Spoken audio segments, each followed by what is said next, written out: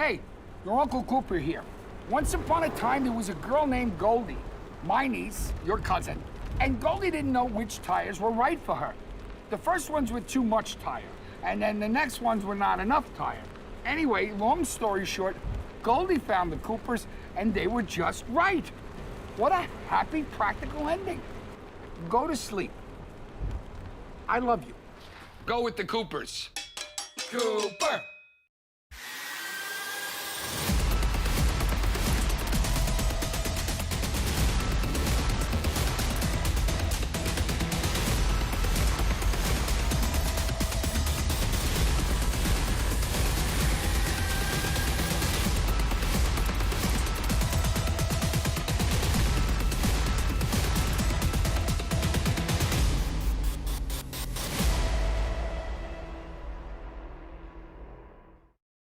Karting and motorsport enthusiasts, Lucas Oil School of Racing is America's #1 Formula Car race school. Enjoy modern paddle shifters, pit speed limiter, and onboard video along with integrated data systems. Get started today with our 2-day basic or advanced course. Lucas Oil School of Racing is the official school of the road to Indy. We can also qualify you for your SCCA license. Get started today by visiting us at www.lucasraceschool.com.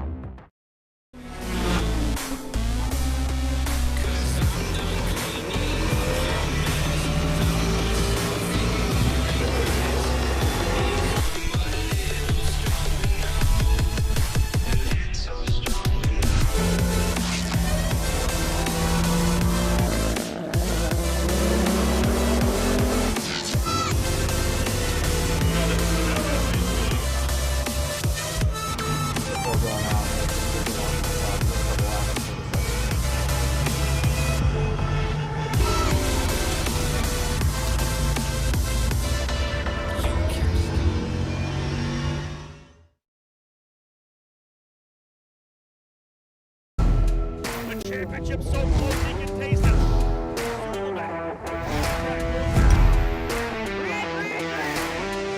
Oliver Askew has won the Freedom 100.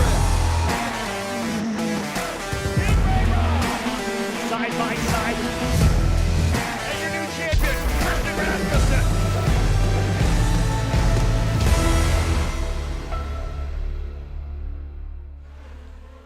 Welcome, race fans, to sunny Florida and the Grand Prix of St. Petersburg. You're on Road to Indy TV Live. I'm your host, Parker Thompson, and I am here with Series Development Director and the voice of the Road to Indy, Rob Howden.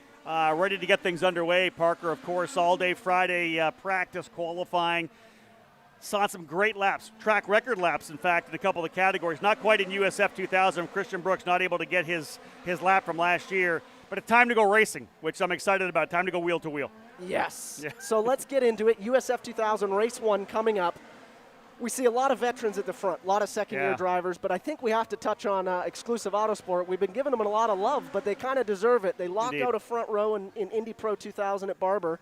They come to St. Pete, they lock out another front row in USF2000. You talked about this, the sophomore drivers. This track always kind of plays the guys that have been here before. You know that as many times you've driven here.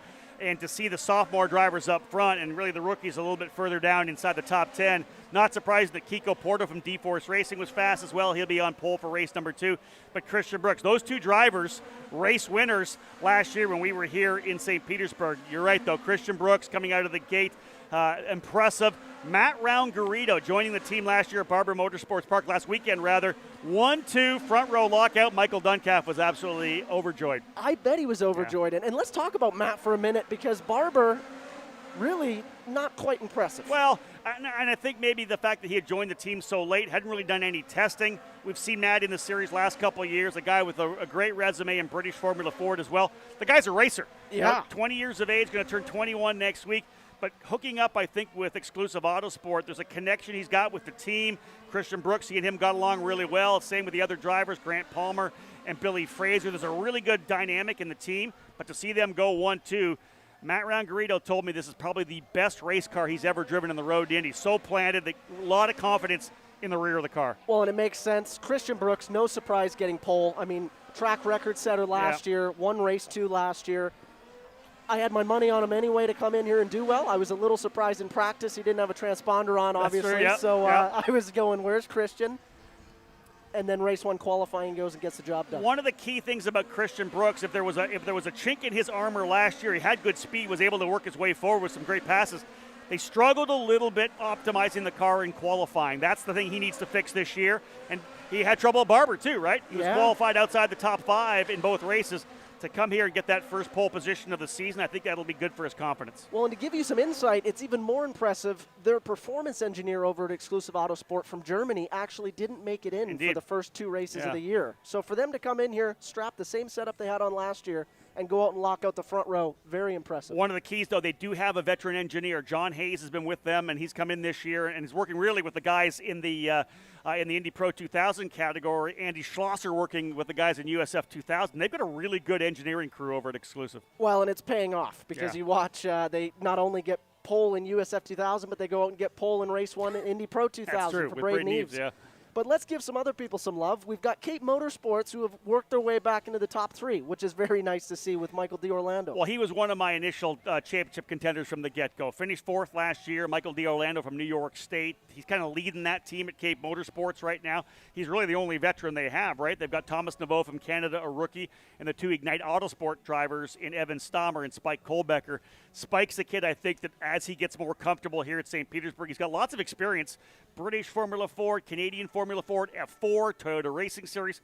Tons of experience, but not here at St. Petersburg. He looked a lot better in qualifying for 2. He did look a lot better. So now let's move on to the rookies. Obviously, the streets of St. Petersburg, usually our first race of the year. Yeah. What a race to have for rookies. This year, 2021, it's our second race of the year. Billy Fraser, the first rookie up on there, I believe 7th place qualifying. A couple of drivers coming over from the Toyota Racing Series, a partner of ours here at the Road to Indy, Billy Fraser from New Zealand, with, again, Exclusive Autosport. They've got a really good race car, so that helped propel him up here. And, again, all we ever tell the rookie drivers is stay out of trouble. You know, I know that you want to get a fast lap, Parker. You've been on pole here before. You got it almost touch the wall to bit faster on this track. We tell these guys to stay away from the wall.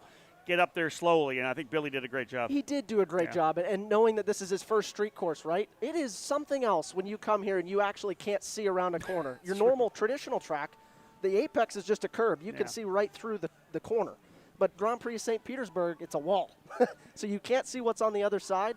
Obviously, that's going to play into huge getting the rookies up to speed. And 0 margin of error. 0. That's it. The other, I think, big news for me, at least to see it, is the debut at the Grand Prix of St. Petersburg for Force Indy.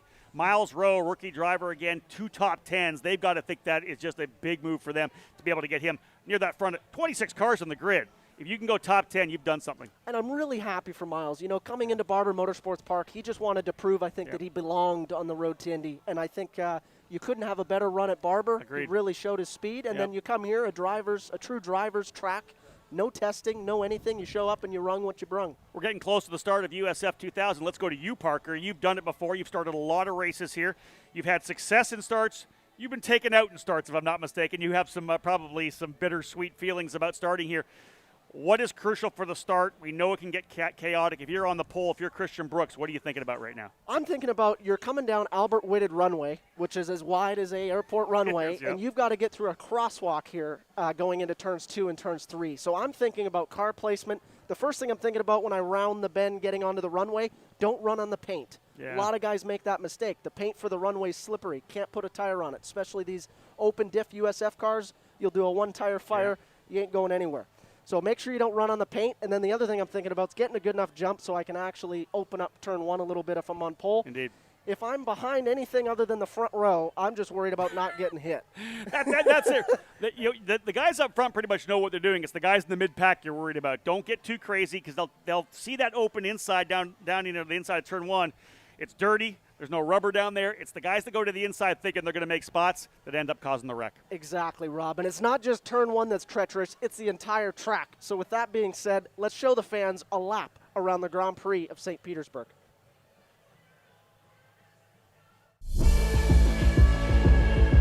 For the second round of the Road to Indy Championships, we are here in sunny Florida to take battle on the streets of St. Petersburg. This unique street circuit is 14 turns, 1.8 miles, and it's enclosed by concrete walls. It is one of the toughest street circuits that the Road to Indy drivers will have to face this year, as it is not only as wide as an airport runway down Albert Whitted Airport, it's as narrow as a crosswalk as we get into the streets of St. Petersburg and we come down here, down Bayshore Drive. As drivers barrel down Albert Whitted Runway, they reach speeds of over 150 miles per hour as they somehow have to get the car stopped from a track as wide as a runway to as narrow as a sidewalk in turns 1 and 2. We move on to turn 4, one of the biggest brake zones on the track, and the drivers will have to face the crown in the road as they meet the heart of downtown St. Petersburg and the tricky streets. The next notable corners are turns 8 and 9, which set the run back down Bayshore Drive in towards turn 10. As you exit turn 10, you're almost home, but drivers can't get distracted by all of the yachts in the marina. Turns 11 and 12, one of the most tricky. It's flat out, but it's hairy. It's right on the edge of concrete versus machine. Turns 13 and 14 set up your most important run, no pun intended, as you get back onto the Albert Whitted runway and cross the start-finish line here at the Grand Prix of St. Petersburg.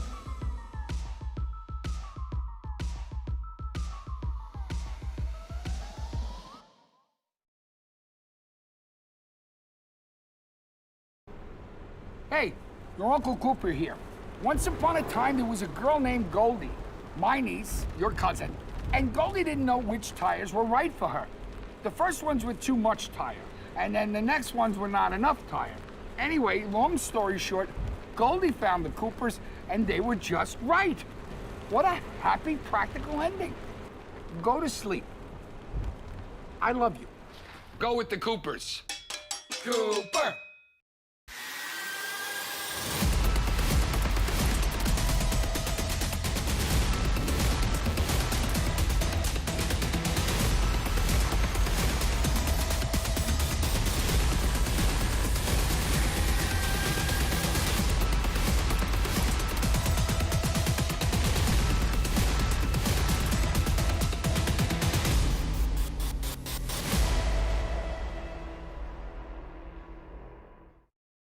Karting and motorsport enthusiasts, Lucas Oil School of Racing is America's #1 Formula Car race school. Enjoy modern paddle shifters, pit speed limiter, and onboard video along with integrated data systems. Get started today with our 2-day basic or advanced course. Lucas Oil School of Racing is the official school of the Road to Indy. We can also qualify you for your SCCA license. Get started today by visiting us at www.lucasraceschool.com.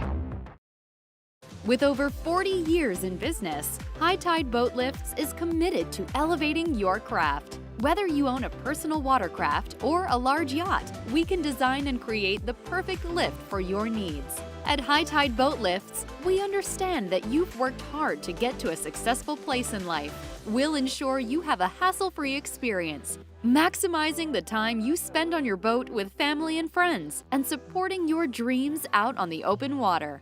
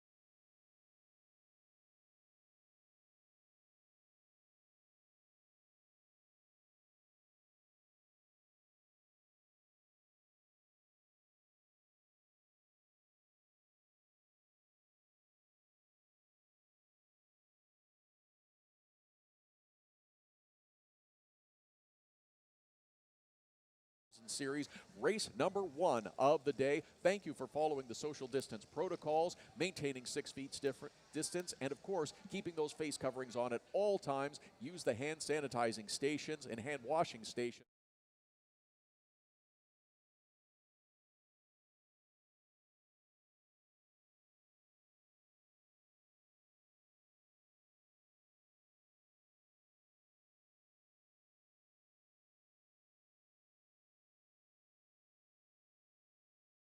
Gentlemen, we are set to go. We've got a pre-race done on the Road to Indy.tv app. If you're tuning in, that's the best way. Download the Road to Indy TV app to be able to follow everything we do on the Road to Indy presented by Cooper Tires. And indeed, getting set to roll here. We've got drivers ready to come out onto the racetrack right now. The pit carts are rolling out, drivers coming out here as well. Let's have a look at the grid as 26 drivers getting set to roll for the first of 2 races in the Cooper Tires USF2000 Championship. Row number 13, starting on the outside, did not feel well at the start of the weekend, didn't get a chance to qualify for round number 1, but keep an eye on Nolan Siegel from J. Howard Driver Development, third-year driver, pole at Barber. He'll start 26th here today outside of row 13. On the inside of that row from St. Louis, Missouri, and Chicago, Illinois, it is Grant Palmer in the number 90, racing for Exclusive Autosport. Now moving our way up to row number 12 on the outside. Kent Vaccaro, the rookie for Miller Vinatieri Motorsport, the red number 16, starting 24th. And on the inside for J. Howard Driver Development out of Indiana, Jackson Lee in the number 8. Working your way now up to row number 11 on the outside for Joe Dueling Autosport. The number 63 is Trey Burke, and on the inside, Evan Stammer in the number 3. Row number 10 will have Eli Navarro, the Lucas Oil School of Racing champion, in the number 1, starting 20th. Inside of that row, Eric Evans in the number 29. Now up into row number 9. Dylan Christie will be on the outside in the number 34, and on the inside, Pete Vodanovich in the number 9 out of New Zealand. Row number 8 will have Andre Castro for Legacy Autosport in the number 19. He qualified better for race 2, so look for him to move forward. And then the Metalloid Heavy Right Foot Coffee, number 43, Michael Meyer, starting 15th. Row 6 will have Jace Denmark Gessel, the number 23 for Pabst Racing on the outside. And on the inside, Spike Kohlbecker for Ignite Autosport with Cape Motorsports starting 11th. Into the top 10 right now, Prescott Campbell, the number 11th on the outside. And on the inside, Miles Rowe for Force Indy in the number 99. Campbell, point leader coming into the weekend. Row 4 will have Billy Fraser from New Zealand on the outside in the 91. And on the inside, Josh Pearson in the number 24. Row 3, Kiko Porto on the outside in the number 12 for D-Force Racing. He'll be on pole for race number 2. Inside of that row for Pabst Racing out of Wisconsin, winner of the first race of the season, Yuvan Sundaramurthy in the number 22. Row number 2, will have Josh Green for Turn 3 Motorsport on the outside. Green out of New York in the number 33. He'll start alongside driver who finished 4th last year in the championship, the lead driver here for Cape Motorsports, Michael D'Orlando in the number 4. 26 drivers in the field, 2 on the front row, both belonging to Exclusive Autosport. Their first career front row lockout out of England. Matt Round-Garrido in the number 92 is going to start on the outside. And on the inside, out of California, Santa Clarita, Christian Brooks in the number 44. A winner here last year in the finale, last race of the season. He'll start pole for race number 1. Race fans, the road to Indy and the IndyCar paddocks said goodbye to one of our friends this past week when Derek Dong of Performance Friction lost his long battle with kidney disease. Derek was a fixture in our sport and a consummate professional.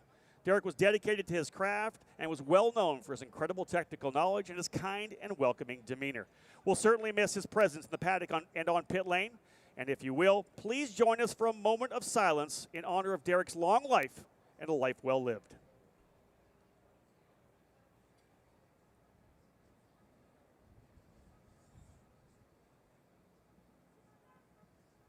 Thank you so much, ladies and gentlemen. We do appreciate it. Derek, again, a big part of our program at the Road to Indy and in the IndyCar Series as well, part of PFC, and was just a guy that was always on pit lane, always there to help, so much technical knowledge. And we do thank you for taking the time with us to be able to honor his life and his contributions to motorsport. Again, drivers getting themselves set to go here. We're just moments away from firing things up and getting the drivers to light the fires to get these engines underway. 26 racers on the very first rung of this Road to Indy presented by Cooper Tires. This is the future of the NTT IndyCar Series. Oliver Askew, Renus VK, the drivers that have worked their way all the way from USF2000 and somehow found their way into the NTT IndyCar Series, leveraging the scholarships along the way. And right now, these drivers coming after that weekend at Barber Motorsports Park, their first trip here to the streets of St. Petersburg. I think even more with any of the categories here on the road to Indy, USF2000, we always have the differences between the sophomore drivers and the rookies coming in. Some really good rookie performances in qualifying. Billy Fraser, the Toyota Racing Series driver out of New Zealand for Exclusive Autosport in the Cambridge Global Payments Machine, number 91. He's going to start in the 8th position. Miles Rowe for Force Indy. A couple of top 10 qualifying runs for Miles in the number 99. He'll start 9th position. Spike Kohlbecker as well, out of St. Louis in the Ignite Autosport with Cape Motorsports entry. Spike, really solid run out of the gate. A lot of great fans here as well around the track that are big Road to Indy fans. We're going to give a shout out here right now, ladies and gentlemen, to Kat Nickel. Happy birthday, Kat. We know that you're here trackside with us, and I know that you're a huge fan of everything that happens with the Road to Indy presented by Cooper Tires. So again, happy birthday to Kat Nickel. Hope you enjoy the weekend. And engines have fired. We are getting set to roll off. First race of 6 you'll see in the Road to Indy presented by Cooper Tires against these young drivers, anywhere from 15 to about 20 years of age.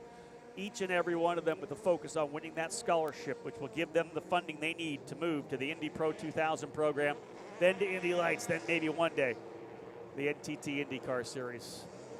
Field is rolling. Again, Brooks and around Garrido, row 1. D'Orlando and Green, row 2. Sooner, Murley, and Porto, row 3.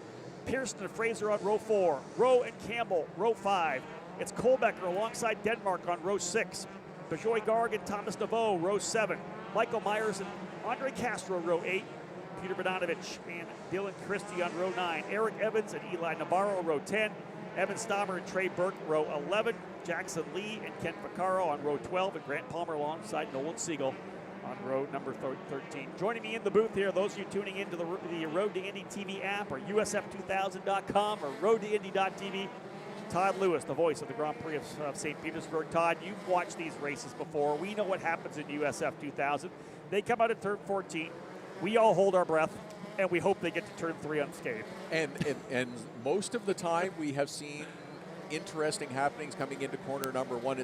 It's funny you mention that, because in some of the other series, the higher rungs on ladders and drivers with more experience and a lot more track time have a lot of difficulty getting themselves through corner number 1. But we've also seen at this track, and the Portland Grand Prix, for instance, is another good example where there's an interesting start to the race. The USF2000 cars find their way through without too much difficulty. So yes, everyone will hold their breath and hope that it works out this way. Here's your starting grid once again. Christian Brooks and Matt Rangarilo, 2 Exclusive Autosport teammates, will be on the front row. Michael D'Orlando and Josh Green on row number 2. Crucial here, and Parker Thompson and I talked about it in the pre-race show. Drivers further back, they see that opening down to the bottom of turn 1. Everybody else wants to go wide to stay on the grip. They see the opening, and man, I can pass there. When you get down to that dirty part of the racetrack, it is trouble. You got to get on the brakes earlier, not near as much grip. That's where we've seen incidents in the past. Drivers coming out now of turn number 14. It'll be crucial for Christian Brooks to get the jump on his teammate Matt Rangarito. They'll get into what they have the staging lanes. They'll have to wait for these lines for the Road to Indy drivers. They're almost to the first punch-off zone. Anytime he wants to go, he's dialed it. And there we go. Green, green, green. Good start for Christian Brooks. Matt Rangarito trying to hold the spot away as well. The drivers will work their way down. Green flag flying from Aaron Likens at start-finish. Down for the first time. Brooks through cleanly. Drivers doing a good job so far. Those further back in the pack giving each other room. Nicely done. One driver around. That is one of the drivers, I believe, for the Ignite Autosport with Cape Motorsports team. We'll see if he's able to refire. Otherwise, everybody through turns 2 and 3. Here's the next one here. Big dive bomb move down the inside. You got to give room to the drivers in front. Let's see if they can get through cleanly. Thus far, USF2000 drivers doing a great job on this opening circuit. That's the key. Can you get through that opening lap clean? Good so far. Christian Brooks out front in the Exclusive Autosport machine. I think Matt Rangarito able to hold on to that second position. One driver off further back in the pack going through the runoff, but a yellow flag. Oh, big wreck here. Trey Burke, Eric Evans, Kent Vaccaro. And that's going into turn number 4. A bunch of drivers getting aggressive, and that is not how you want to start the weekend here. Trey Burke unbuckling, he's fine. I don't think you're going to see anybody hurt here at all. This is just strictly damage. Those drivers got into each other. You can see the same damage. Left front, left front, left front wings. Tough way to get started there Todd, just the issue going into turn number 4, and that's deeper in the field. That was well back, the back quarter of the field. That's the difficulty that you talked about, is that the accordion effect plays out. Everybody seemed to get through and snake through reasonably well in corner number 1. We did have that one car get turned around, and it looks like we're okay, but it's the accordion effect as you continue through. Things tighten up again in corner number 4, and guys will try to use the inside of the track there as well. I'm hoping we're going to be able to get a shot at the replay here, because this is very likely going to be someone getting on the brakes a bit early, everybody else piling into the back. Here they come through. Oh, no, that's actually drivers trying to get tight on the inside. That was the number 9 of Jackson Lee. Look at the ride there. Big ride for Kent Vaccaro up sideways. And that was that guys just getting together, trying to come down into the braking zone of turn number 4. And, yeah, let's have a look at the real time, folks. This is going to be quick when you see it come through here. Yeah, you can see getting pinched. Eric Evans coming down on the inside. They tried to come through the corner there. And that was just, indeed, Eric Evans was there. And then you see Jackson Lee to the inside, pinched there. And that was just a chain reaction. He went over top, nowhere to go. They went to the outside of the racetrack. And really, Kent Vaccaro really just nowhere to go. Much like you talked about with the tantalizing opening going into corner number 1 down the inside, you see that cutting into corner number 4 here on the streets of St. Petersburg as well. It will open up a little bit on the inside. You'll have an opportunity to move out perhaps, but you have to get that car slowed down, especially heading into corner number 4 if you're going to make that hard right-hander. And I will say this, I'd said that was turn number 4. That wasn't. That was actually back in the 8-9 combo, I believe. I think they were trying to kind of roll into that corner, and that, I believe, right between 8 and 9. Indeed, yeah, there so you can see the corner right there. So tough one for the drivers here. That's Trey Burke. He's not happy at all. He was trying to have a good run here. Eric Evans got the helmet on still. Other drivers involved. Nolan Siegel, the number 10. He was trying to get through cleanly. As I said, I said Jackson Lee, and I apologize for those of you listening in and watching. That was Pete Vodanovich in the number 9. Yeah, I'd like to see this one more time if we possibly can. We'll try to pick it up. We'll go slow-mo with this one. It was Vodanovich down to the inside of that corner. And then we saw the incident here with Eric Evans. Really, it's just everybody trying to go after the certain amount of spot. You can see the camera panning. This is coming out at turn number 6 and 7 over to turn number 8. You can see Lee. Jackson Lee actually scooted on the inside, as did Grant Palmer. Almost through was the other one of the D-Force cars. Trying to figure out who that might have been involved. There's another one of the D-Force calls got caught in there as well. Wow. And, Todd, it happens so fast.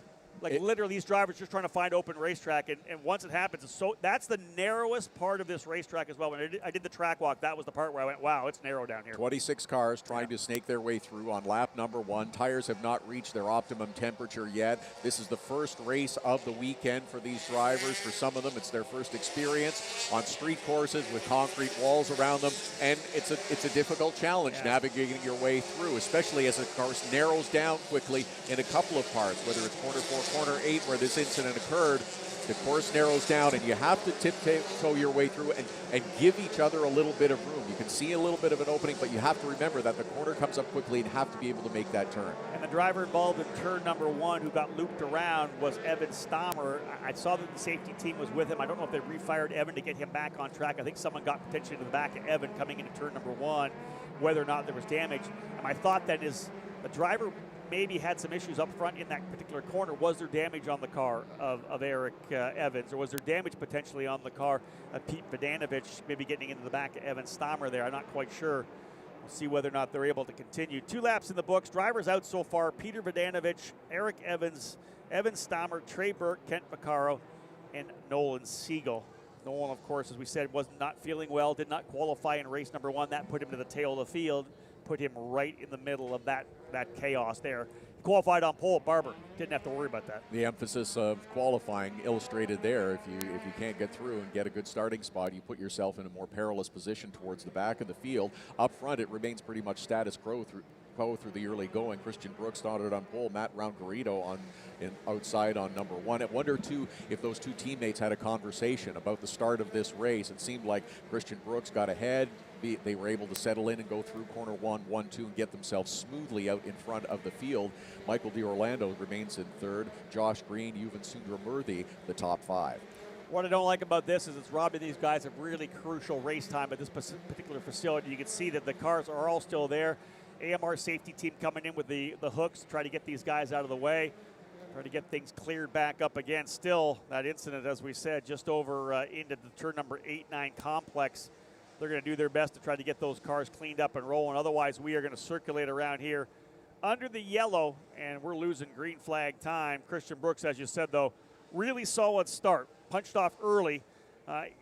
For the drivers of the road to Indy, we have a couple of boards lined up on the outside of the racetrack, the RTI boards. You'll see as they work their way up.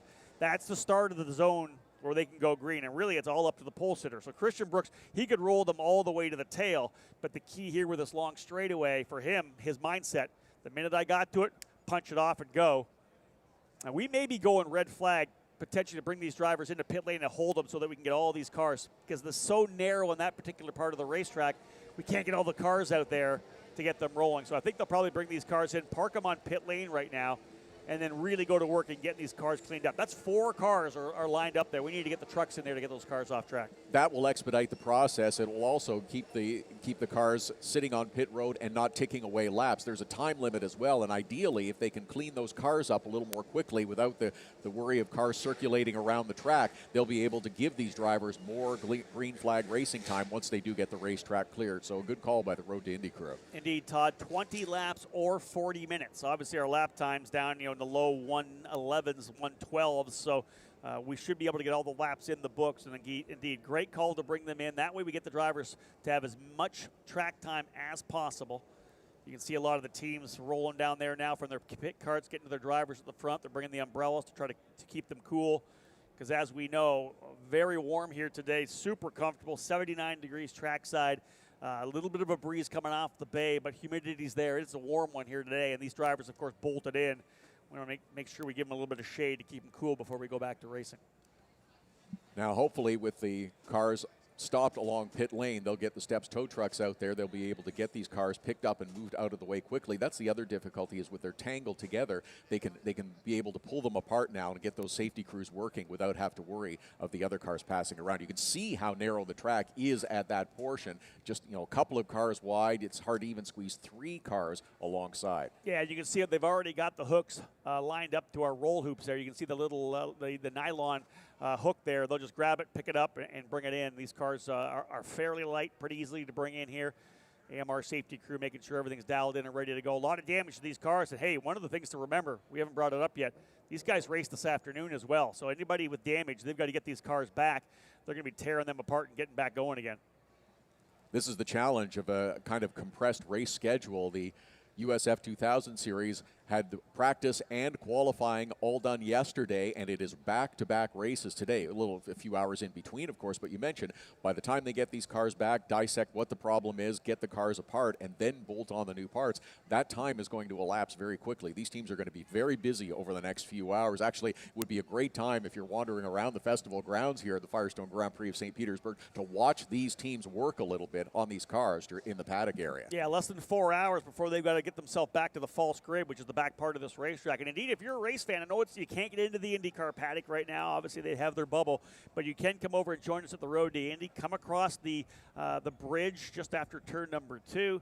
You can walk your way all the way through the entire paddock. The MX-5 Cup cars are back there as well. The Stadium Super Trucks. You just got to work your way around and all the way down the back straightaway.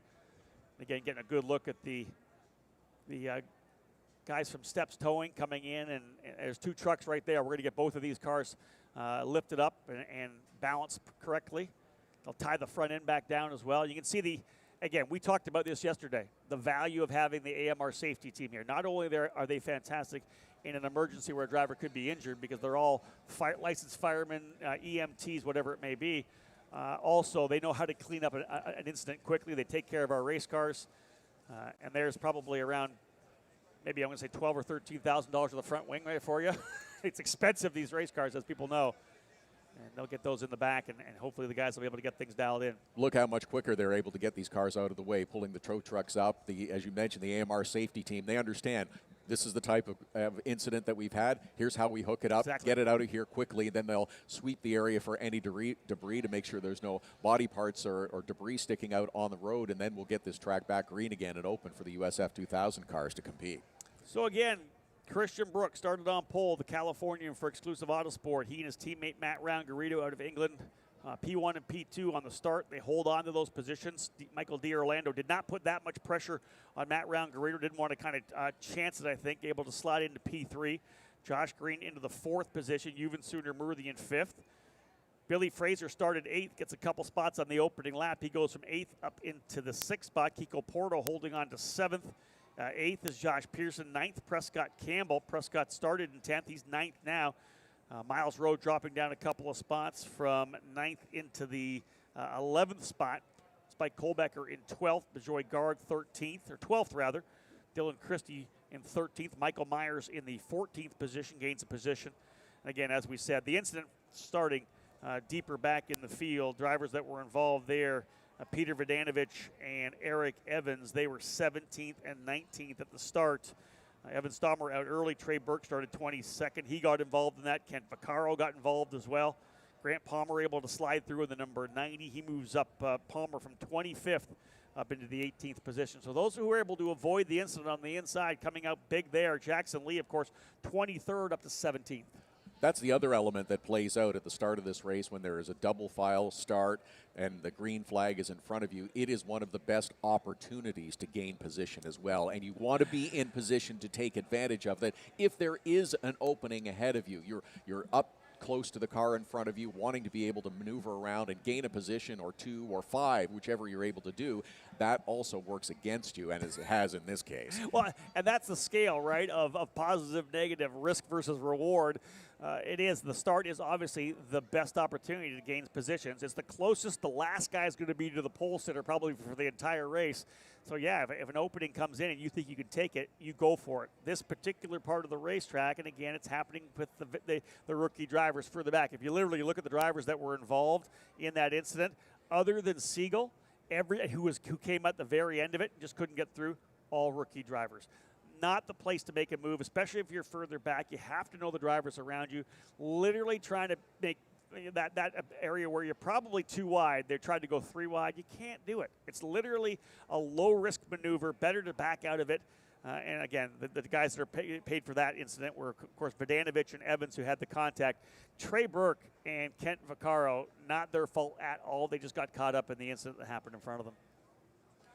But that part of the track has now been cleared. The steps, tow trucks are making their way around to return those cars to the paddock area and get them to the teams as quickly as possible so they can begin to make repairs. They'll be racing again later on this afternoon, hopefully. If those repairs can be made, we'll be seeing the USF2000 cars back on track again for their second race of the day, coming up a little bit later on, and they have got some work to do to get ready for their second event of the day at 5:20 p.m. This afternoon. So hopefully we'll get these cars back out on course now quickly, and we can resume, and it'll be close, but I think we can get all 16 laps in. I think we may be able to as well, and that's fantastic to be able to get back at it once again. The first of 6 Road to Indy races that you will see here this weekend. In fact, from here, of course, I'll jump down to Tatis Victory Lane. We'll do the celebrations with the top 3 drivers, but then essentially as soon as I'm down there, I'm throwing back up to you because we've got Indy Pro 2000 and their first race is coming up right after that. And now you hope that the Indy Pro 2000 drivers have also been watching the start of this race, and it will be a reminder from their teams to say, this is what can happen at the start. This is the concern that we always have. This is the concern we have to watch for. Make sure you do not put yourself in a bad position out on the racetrack. And for the most part, Indy Pro 2000 drivers are in their second, third, fourth year on the road to Indy as well. We do have a couple of rookie drivers here that will be crossing our fingers are able to get through the opening lap cleanly. But again, 4 laps in the books. They brought the cars down to pit lane. Red flag, as Todd had said, a 40-minute time limit for this race. We hope to get back to green here momentarily. We saw the cars being brought back into pit lane, and then at that point being able to fire things back up. Drivers, of course, getting ready to refire, talking to their engineers and strategists on the radio. This is also the time to press the reset button on the mindset as well, because they were gung-ho and ready. They've been waiting all morning to go racing. Obviously, a lot of pent-up excitement there. Drivers further in the back having some issues. Otherwise, Now they've got to refocus on getting the job done. It will be a single file restart. Christian Brooks will lead them around, and of course he'll be the first to punch off when they come out at turn number 14. His teammate Matt Round-Garrido right behind him, P2 in the 92. Michael D. Orlando out of Hartsdale, New York for Cape Motorsports in third in the number 4. Josh Green from Mount Kisco, New York in the number 33 for turn 3 Motorsports in 4th spot. And Yuvan Sundermurthy out of Wisconsin, P5. Yellow flag being waved now at the start-finish line. The red flag has been lifted, so we will be releasing these cars from pit lane back out on track, and hopefully just one quick lap around, and then we'll return back to some green flag action to get the maximum number of laps in this first of 2 USF2000 races. We'll have to get going. And as you mentioned, everybody's now had a few minutes to sit on pit lane, hopefully settle the nerves down just a little bit, and we're ready to go. This should be a single file restart this time as well, make it a little easier to get through corners 1, 2, and around the rest of the track. Championship standings coming into the event. Prescott Campbell with a first and a second at Barbara Motorsport Park with a 12-point lead over Josh Pearson and Yuvan Sundermurthy. Those drivers from Pabst Racing. Prescott Campbell from D-Force Racing. Nolan Siegel is fourth coming in. This DNF is going to be tough for Nolan Siegel. Christian Brooks, P5. A couple of top 5 finishes at Barber, but up front right now. Again, we'll continue to watch that the point battle as we get going here. I believe as they run on the racetrack, it'll be a 1-point lead. So if Christian Brooks can grab a victory here, it's definitely going to blow things wide open again in the championship. But as Todd had said, and I mentioned earlier, single file restart. They'll put lap number 5 in the books when they get back around the first time at speed. Good to have the drivers back on. There they are clearing through the incident scene now. That corner that comes down into turns 8 and 9. That wasn't quite 8. Now there's the 8, exit of 8. So indeed it was on the entry to turn number 8. Gets kind of tight coming through there. So kind of a little bit of a kickback as they come through turns 6 and 7. Just a little bit of a kickback, and that's where it really tightens up, and that's where the incident occurred. Those drivers are able to get through unscathed. 20 of them left, I believe. Yeah, 20 drivers of the 26 left. Out of turn number 10.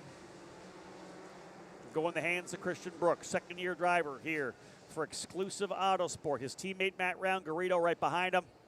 And we'll get ready to go back to racing. 40-minute time limit, as we said. Clock back rolling once again.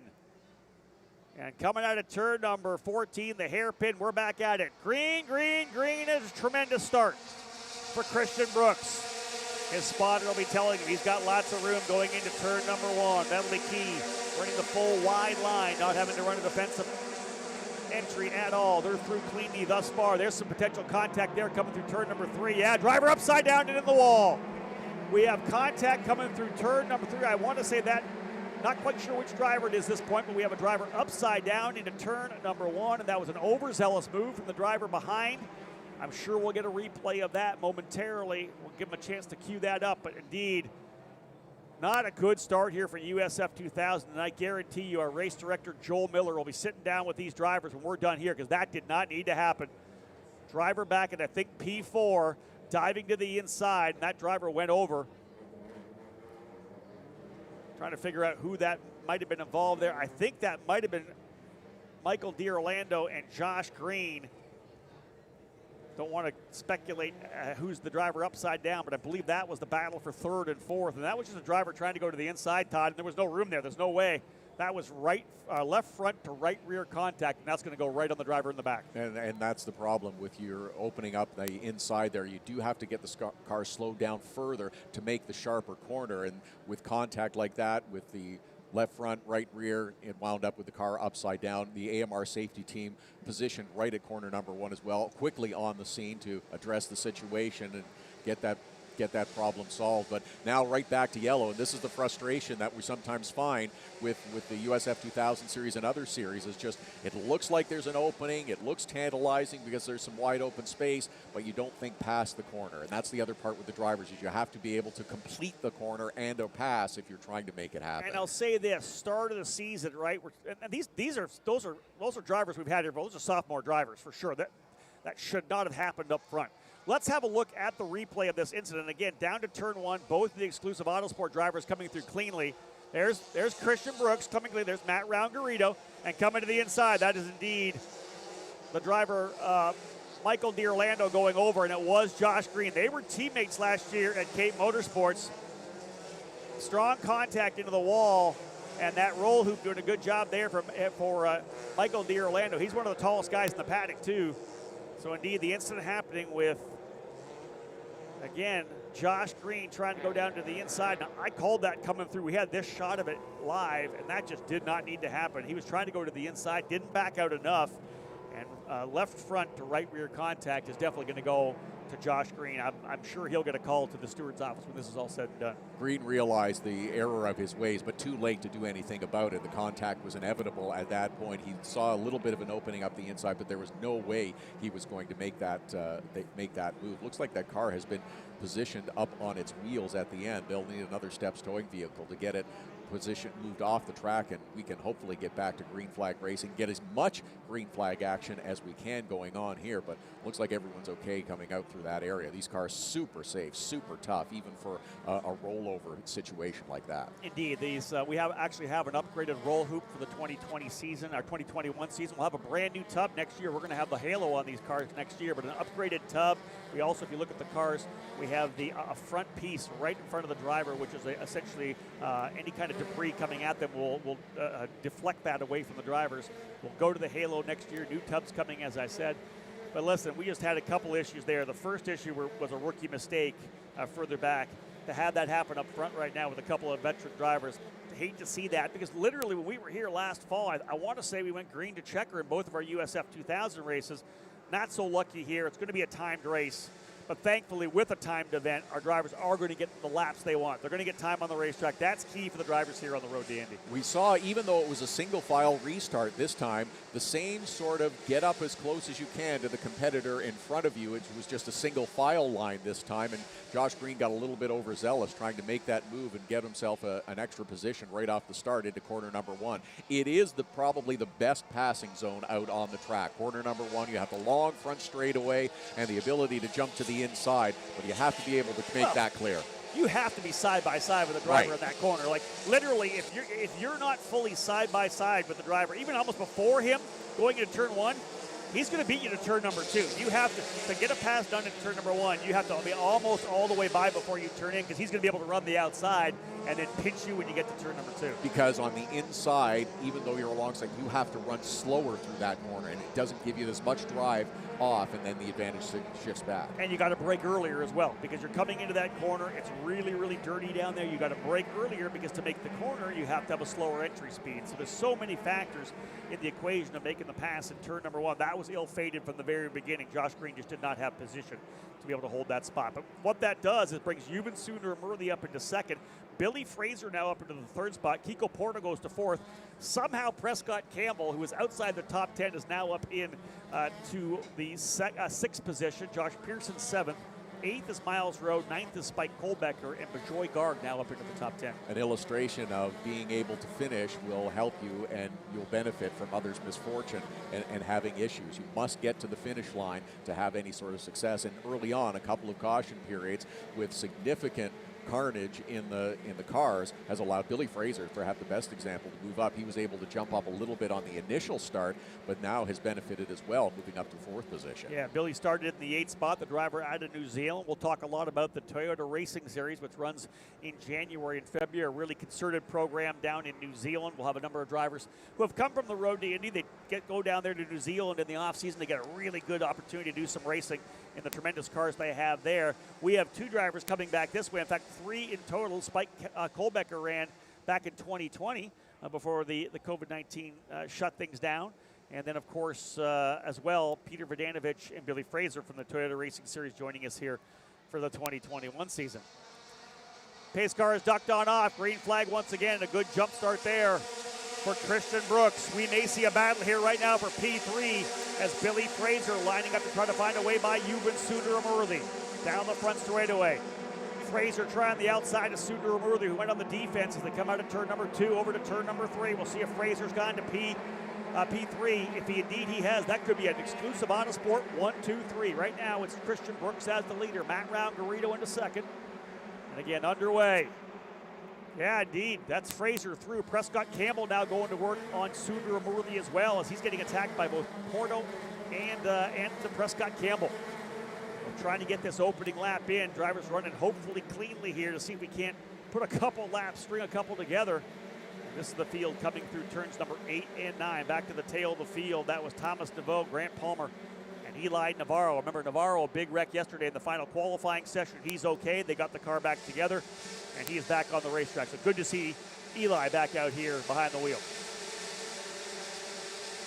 Everybody making their way around the back part of the course now, so far smoothly, nose to tail. Did have the one change of position. It looks like Billy Fraser trying to make the move on Yuvan Sundaramurthy, but we are going to complete this lap green and continue to race, and it looks like those two teammates are starting to stretch out a little bit from the third place runner.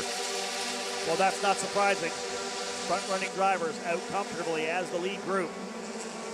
Able to get that open track. They're not racing each other. Remember, Matt Garrido's not trying to fight Christian Brooks. Billy Fraser able to get by. Sundaramurthy has been pushed back down again now. So we'll move Sundaramurthy back down to the 6th position. Here comes the lead crew through. That's 3rd, 4th, 5th, and 6th. Fraser, Porto, Campbell, and Sundaramurthy. Good three-driver battle back there again between Grant Palmer. Now it's Jackson Lee, Thomas DeVoe, and Eli Navarro.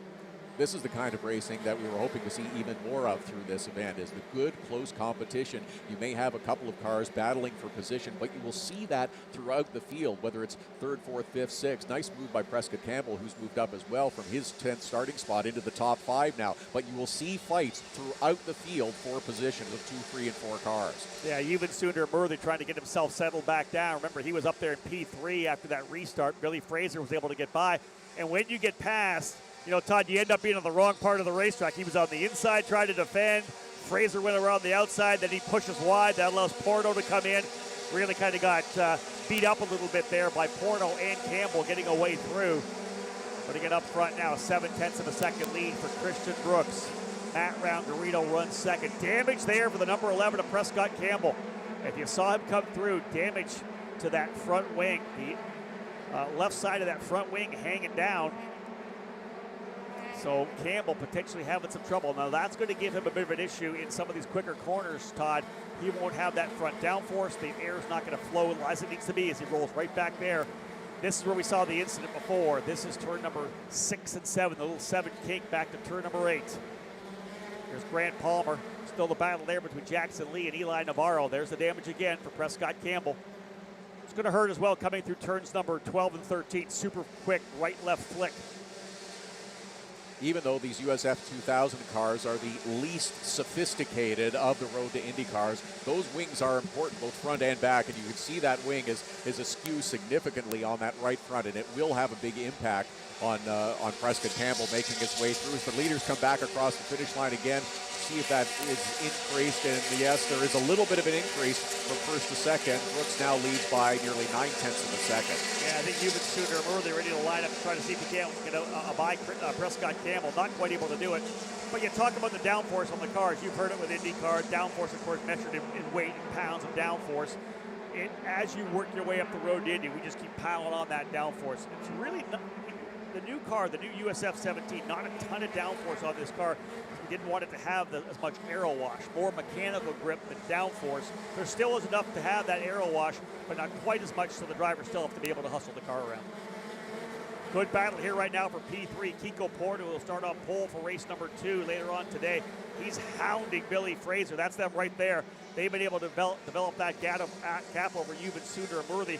But Todd, I think we got a good fight for P3. I certainly do. Kiko Porto, who's had some success, and Billy Fraser has done nicely to move up so far, but he is feeling the heat now. Kiko Porto, who showed speed, as you mentioned, going to start on the pole later on today in the second USF2000 race that will take place here on the streets of St. Petersburg later on this afternoon. Oh, we have a car going off in corner number 13. That's Prescott Campbell.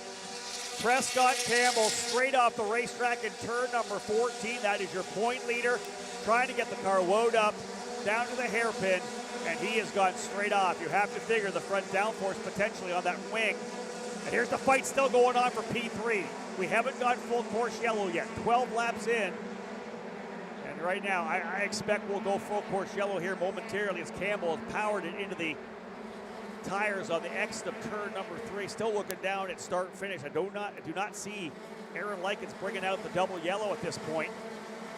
Drivers fighting for position here. We may go full course. Indeed, we are.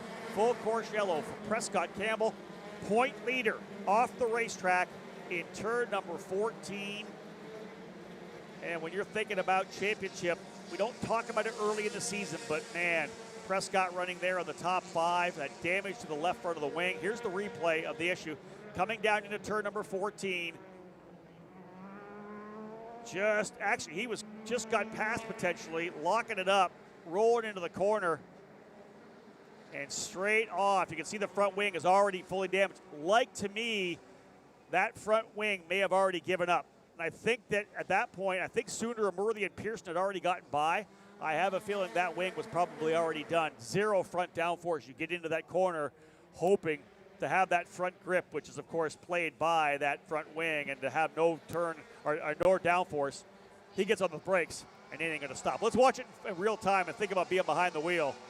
Straight into the corner, super quick, straight off. Couldn't get the car woed up enough. Great to have all those tires at the end of that straightaway through the gravel trap as well. Absolutely, slows the car down, just a light hit against the tires, and the AMR safety crew once again out. Third, full course caution. The first one, of course, with a red flag situation. We will not complete all 20 laps, but we'll try and get this car, Prescott Campbell, cleared out as quickly as possible to resume. It is still Christian Brooks out front, but Matt Brown-Garrido in second. But Billy Fraser has moved forward. He now owns the third position. Kiko Porto fourth. Yuvan Sundramurthy is the top 5. And this is really uncharacteristic of our USF2000 drivers to have this many incidents. Even though we normally start the season here at St. Petersburg, there are times we'll have an issue here and there, but I don't remember the last time that we had 4 caution periods in a USF2000 race. I mean, in years. It's been a while. This track, of course, pretty tough. We saw the incident early. A couple of drivers have had some issues. And that one was almost bound to happen. You're wondering how long Prescott Campbell was going to be able to hold.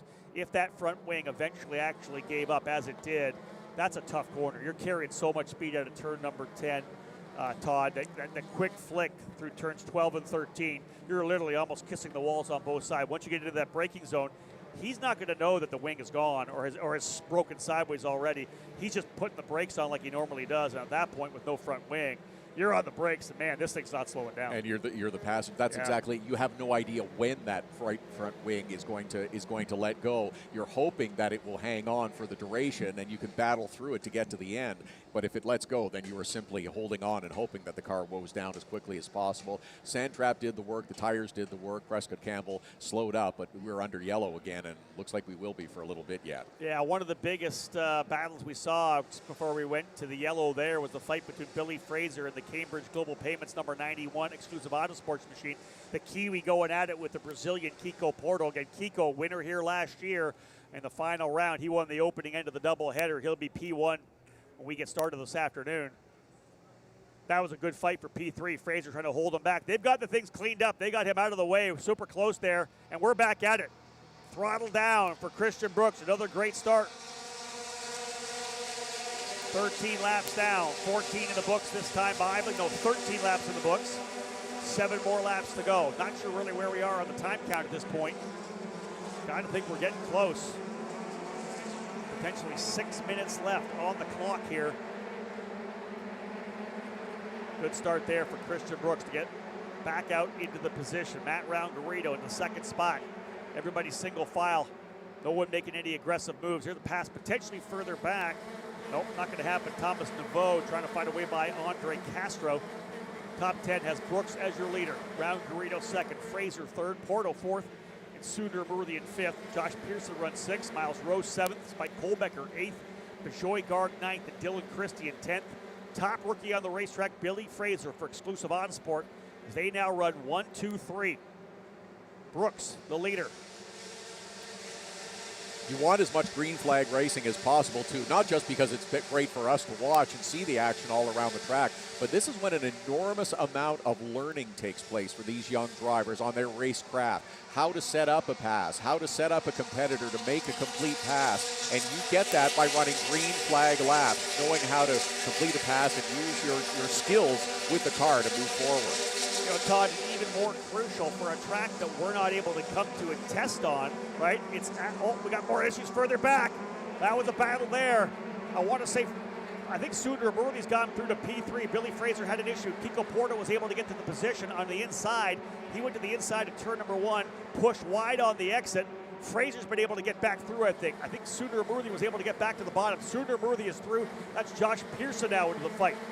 So Porto made a move to the inside of Fraser down into turn number 1. He goes wide. Fraser has to check up down to the inside. A good veteran move for Sundaramurthy, so move him back to P3. Fraser to 4th. Man, a lot of action here. Porto back in behind Fraser. He's in 5th position now. Some great action late in the race, but again, like I said, we don't get to test here. So every lap is crucial for next year. I know you're thinking about what's happening now, here, in this particular race. But you got to think about what you're going to do next year as well. That's the important part in the big picture thinking that teams have to emphasize with their drivers as well, to get as much track time as you can, get as much green flag racing as you can. Yes. Leaders coming across the line is Christian Brooks, Matt Brown-Garrido, and Yuban Sundaramurthy has moved up into that 3rd position. Billy Fraser falls back 1. Kiko Porto, the top 5. Yeah, Yuban Sundaramurthy able to pull away quite a bit there, getting through, because everybody kind of got caught up. When you make that kind of pass down into 1, everybody else has got to check up. And you really, once you're on the throttle in turn number 1 out of turn 1, Todd, you're not lifting again until you get back into turn 4 right here. And here's the battle further back. A couple of guys dicing it out. Man, throw everybody in there. That's Kohlbecker, Gard, Christie, Denmark, Castro. That's the fight from essentially, I want to say, 8th on back to probably 12th. And you see them here all lining up right now behind Josh Pearson. He's in the 6th position, Rose 7th, Kohlbecker 8th, Garg 9th. This is some tremendous action. This is when the drivers have to be smart. 5 laps remaining. Again, we'll go right down to Tatis victory lane after this one. Oh, contact coming out of turn number 10.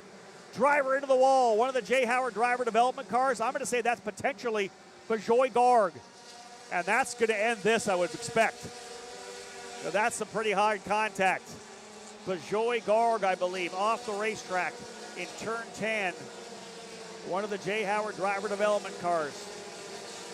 I don't know if there was contact there. Looking down at live timing, looking back up, and all of a sudden, chaos again.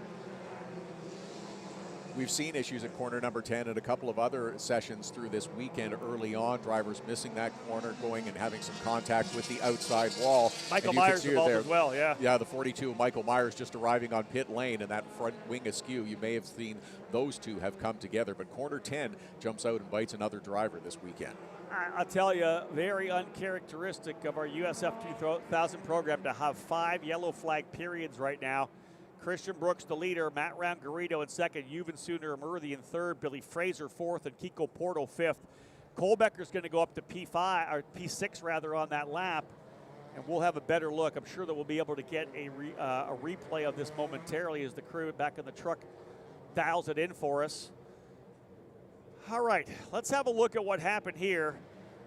There's Dylan Christie rolling through. There's, oh, that's contact actually, yeah. Contact. Who was right in front of Nouveau? I'm going to say that's the 23 of Jace Denmark driving into the back of Bajoy Garg. Yeah, that didn't need to happen at all. You can see that was Michael Myers with nowhere to go, trying to find his way through, making contact with the right front. Myers was having a really good run. Bajoy Garg in that number 6. Here's another shot at it here. Yeah, you can see Jace Denmark down to the bottom. That was not Garg's fault at all. Thomas Nouveau somehow sneaking through. And really, yeah, you can see coming through there, Michael Myers couldn't see a thing. He's got the rear wing of Thomas Nouveau's Cape Motorsports car in front of him. He's literally trying to come through. The minute Nouveau goes to the left, there's a race car right in front of him. And he's the collateral damage in that incident with Garg, who winds up in the wall, who was also an innocent victim because of the contact from behind. And once again, the AMR crew out there, I don't know if we're going to get back to green or not. I'm trying to keep and see what's happening as we have a full course yellow once again, but we're reaching almost the time limit now. Very similar to the incident involved with Michael D'Orlando and Josh Green. Driver trying to make a move to the inside. The pass wasn't done. They have to get out of it. That's Chase Denmark's fault there. Rookie driver diving down the inside. Didn't have the pass done. In another corner, you can't get that pass done unless you're right alongside the driver. It's just too tight on the exit. You have to present yourself because the driver on the outside's got to give it up. And because the driver on the outside may not know that you were there. If you're up to just to his rear tire, he doesn't know you're there. You've got to be up alongside so that he can see you, and both of you can get through that, hopefully. Yeah, but Joey Garg was already turning into the corner. There's no way he was there. And probably I would expect Jace had to get up on the curb on the inside a little bit, and that's a pretty heavy curb. What we've done in past replays, guys, is giving you a real time. We've seen the slow-mo. Check out this real-time instant, how fast this was. Boom, quick, boom, into the barriers. Michael Myers, nowhere to go. And hits the right rear. And actually some pretty good evasive maneuvers there as well for guys further back being able to come through. Josh Green, of course, a couple laps back, able to get back on track at the number 33. Good for Josh because trying to get those points to get back onto the racetrack after, I would believe, probably an issue for him after the incident with he and D'Orlando. So, yeah, time winding down here. We'll see what the race officials decide to do. We may just go yellow to the end of this because they're still cleaning this up. 3 laps still remaining. Not sure where we are in terms on time. As they run on the racetrack, Christian Brooks still with the lead in the number 44. Matt Round-Garrido in the number 92 running in second. Yuven Sunder-Murthy in third. Billy Fraser fourth. And Kiko Porto rounding out the top 5. Good run for Billy Fraser, top rookie so far. AMR safety team going to try to get that machine of Joey Garg cleaned up. Spike Kohlbecker out of St. Louis for Cape Motorsports with Ignite Autosport running in the 6th spot. Josh Pearson in 7th. 8th is Miles Rowe. 9th, Dylan Christie. And 10th is Andre Castro. Yeah, this has been an interesting event, most definitely. As they run on the racetrack, the driver with the point lead coming in, Prescott Campbell, 3 laps back in 18th position.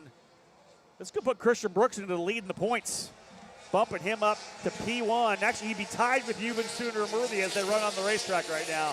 So after a couple of top 5s at Barber Motorsports Park, Christian Brooks trying to capitalize here. 2 laps to go. Yellow flag. Still work being done in turn number 10. I don't know that we're going to go back to green. No, it looks like they'll circulate and complete this one, and it will probably be under yellow in just a little bit. But part of the lessons to be learned for the USF2000 drivers is surviving towards the end. Some good fortune is always helpful. As you mentioned, Thomas Naveau, who managed to sneak through and get there, but Michael Myers, who ended up having his front wing clipped in this latest incident. But now the reminder again, teams are going to have to go back to work as these competitors have to make these repairs to a lot of cars in the USF2000 series to get them back and race ready for later on this afternoon. I think what a lot of people will be disappointed about is, we talk about the learning curve. You run USF2000 to learn. Ideally, this is not the way you learn. Damage like this, incidents like this, definitely not the way to learn. And I have told you, I bet Josh Green's going to go talk to Joel Miller, our race steward. Jace Denmark Gessel's going to get called to the steward office as well. He didn't have that passed on, and that's an expensive mistake. Not only he made the mistake, and he's not even that damaged. He still runs, I believe, just outside or inside the top 10. It's the mistake. It's the cost for Joey Garg, who is no fault of his own, ends up in the wall with some pretty significant damage. That car hit hard, and it's going to be tough for Jay Howard Driver Development to get that guy back out on the racetrack here later on today. Well, I'll tell you this. We're going to come around to get the white flag, so essentially we're done because we're not going to go back to green this time by. I think we've got the finger up, potentially 1 lap to go. I don't know if we go back because we'd essentially have, unless we're going green-white checker to come back, I don't know. At this point here, they're just getting this area cleaned up. You can see that the AMR safety crew has got the car up on the hook. They'll be able to get Joey Garg's car, but you can see it's hanging. It's broken in half right now. The Jay Howard Driver Development crew. Man, number 1, they're working on Peter Vodanovich's car. Now they got to work on Joey Garg's car. It's going to be a long afternoon to see who they can get back out on the racetrack with the 2 of these cars. You know they're already going to work probably on Peter Vodanovich's car. White flag flying this time by. That tells me that we're going to go checker flag when they come back around.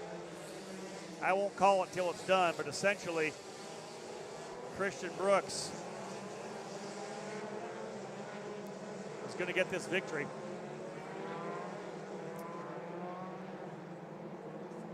So indeed, Jace Denmark Gessel, they'll be looking at that. He currently runs, I believe, where is he? 6, 7, 8, 9, probably 12th position, 11th for Jace Denmark Gessel. Jace is going to get likely a penalty for that incident there. But as we roll around, an inauspicious beginning to the Road to Indy events. Normally we don't see this many. 5 yellow periods for USF2000. And many of the incidents involved with the younger drivers. Of course, we did have that one incident with a sophomore. But the freshmen, the rookies, not having a great start here at St. Petersburg. In addition to a lot of repair work that's going to be done by a number of these teams, there's going to be a lot of conversation, I suspect, between the teams and the drivers, and a lot of rethinking. Fortunately, a few hours to reset, perhaps view a little bit of video from this first race for drivers, and maybe a few conversations with the stewards as well about discussions about how we approach race number 2. We just hope that all of the repairs can be made, all of the cars can return for our afternoon session a little bit later on in this doubleheader weekend. But circulating around the back part of the course now, looks like Christian Brooks is on his way to an easy victory. And I'm going to say this, Christian Brooks isn't going to care how it's going to happen, whether he's at speed or under yellow. He gets his first race win of the 2021 season. Christian Brooks, Matt Roungarito, and Billy Fraser P4. How about a 1-2-4 for Exclusive Autosport? Checkered flag being thrown here at start finish. Christian Brooks will win. Matt Roungarito in second. Exclusive Autosport 1-2. Yuban Sundaramurthy ends up fighting his way up to third, taking advantage of the chaos. He'll be in a tie for the points lead now with Brooks. Billy Fraser, top finishing rookie in the 4th position. Kiko Porto in 5th. Porto will start on the pole this afternoon. Spike Kohlbecker ends up in 6th position. Josh Pearson in 7th. Miles Rowe 8th. Dylan Christie 9th. And Andre Castro rounding out the top 10. Again, not the way we wanted to see this race go, with 5 different yellow periods. A ton of drivers having issues. Only 15 drivers able to go the 20-lap distance. Another handful finishing laps down, and 6 drivers not able to get the race started after the opening lap incident. That's a lot of cars that are going to have a lot of repairs done. We should remind you again that the Road to Indy paddock is open to festival goers here at the Firestone Grand Prix of St. Petersburg. A lot of these USF2000 teams will be very busy for the next few hours. As you're making your way around the grounds, please again maintain social distancing as best you can. Keep 6 feet away from you, keep 6 feet away from everyone else, and please ensure that you are wearing those face coverings at all times. There are lots of hand washing stations and hand sanitization stations throughout the grounds. Please make sure that you are taking advantage of those as well. But yes, we have lots to see and do here at the Firestone Grand Prix of St. Petersburg. The Firestone Wall, the perfect place for selfies. Use the hashtag FirestoneGP and tag Firestone Racing and at GP St. Pete. Coming to the conclusion of race number 1 of the USF2000 series this morning, and we will have another one later on this afternoon. The USF2000 series will be back on track to wrap up our Saturday. Here's a look at the finishing order. Christian Brooks comes up with his first victory. Teammate Matt Roungarito. They started 1-2 along the front row. Our initial start, the two of them, the two teammates, worked well together to get through corner number 1. It was a little bit different moving through. Yuban Sundaramurthy, nice to move up from 5th at the start to 3rd. He collects another podium. He was a victor a week ago at Barber Motorsports Park. Billy Fraser started 8th on the grid. He moves up and collects a 4th place finish. And Kiko Porto will round out the top 5. Spike Kohlbecker, Josh Pearson, Miles Rowe, Dylan Christie in the top 9. Here we're looking at 11 through 20. It's Jace Denmark, Thomas Naveau, the Canadian, who moves up as well to a 12th place finish. Grant Palmer, Ellie Navarro, and Jackson Lee, the top 15. Prescott Campbell had that problem with the wing. He was hoping that it would carry on and allow him to finish the race. It didn't. It let go. He went off course through corner number 13. One of the caution periods. Michael Myers collected up in the problem as well of Bejoy Gorg. He had problems, had his front wing damage, had to make a stop along pit road. Josh Green, Bejoy Gorge, Michael D'Orlando round out the top 20. 26 starters here in USF2000 race number 1. Peter Vodanovich, Eric Evans, Evan Stamer, Trey Burke, Kent Vaccaro, and Nolan Siegel. They were the ones that had issues in the early going, getting collected up on that problem. Headed up towards corner number 8. A multi-car collision brought out a red flag situation that had all the cars stopped on pit road. It was just impossible to clear those vehicles away without red flagging the situation, but it all worked out for Christian Brooks, who comes away victorious with the USF2000 victory in race number 1. Teammate Matt Roungarito finishes 3rd, and it's Yuban Sundaramurthy who comes up with the 3rd place finish. As mentioned, they will be back on track later on this afternoon for their second race of the day. Coming up next, it will be Indy Pro 2000. That race set to go green at just about 11:50 this morning before noontime.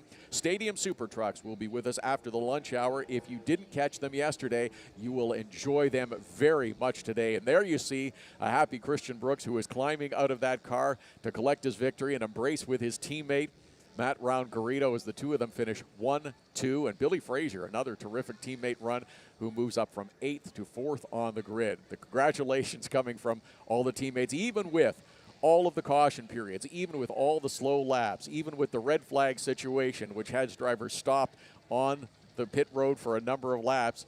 You see the enthusiasm of a driver. There is no better feeling than coming up with a race win. No, you don't get to take the checkered flag at speed, but you're happy to do it as the caution flag flies and still enjoy it very much.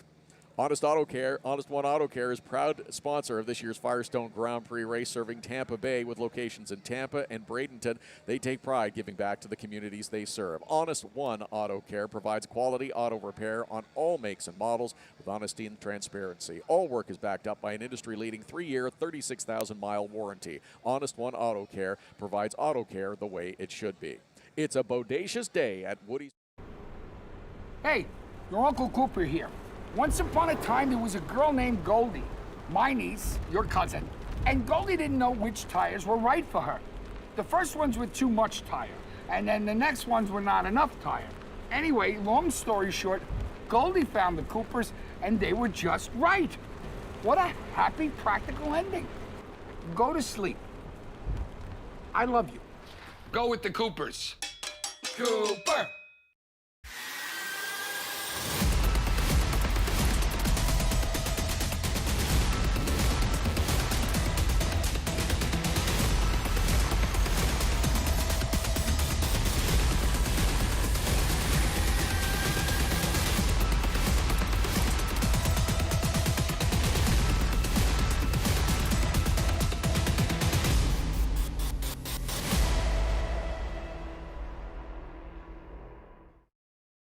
TopCon, we know a thing or two about a smooth surface. Roads and highways, piece of cake. Airports, let's just say it'll be the smoothest landing you've ever had. But what about when you want to go fast? Real fast? No, faster. We've helped cars go faster than they've ever gone before. Broken a few lap records along the way. Want the best paving performance? Go to the source. TopCon, always one step ahead.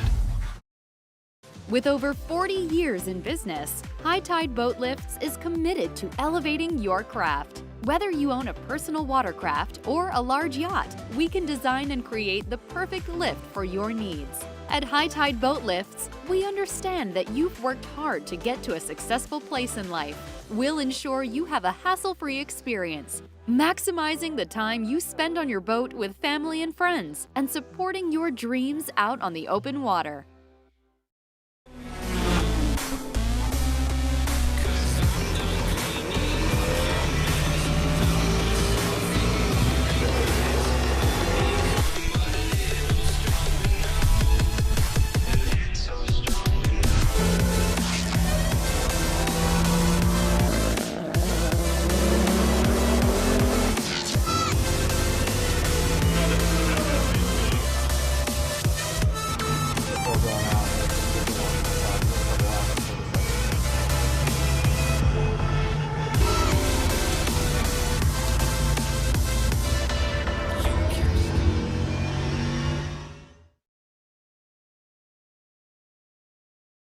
Karting and motorsport enthusiasts, Lucas Oil School of Racing is America's #1 Formula car. This run to P3, good job for him.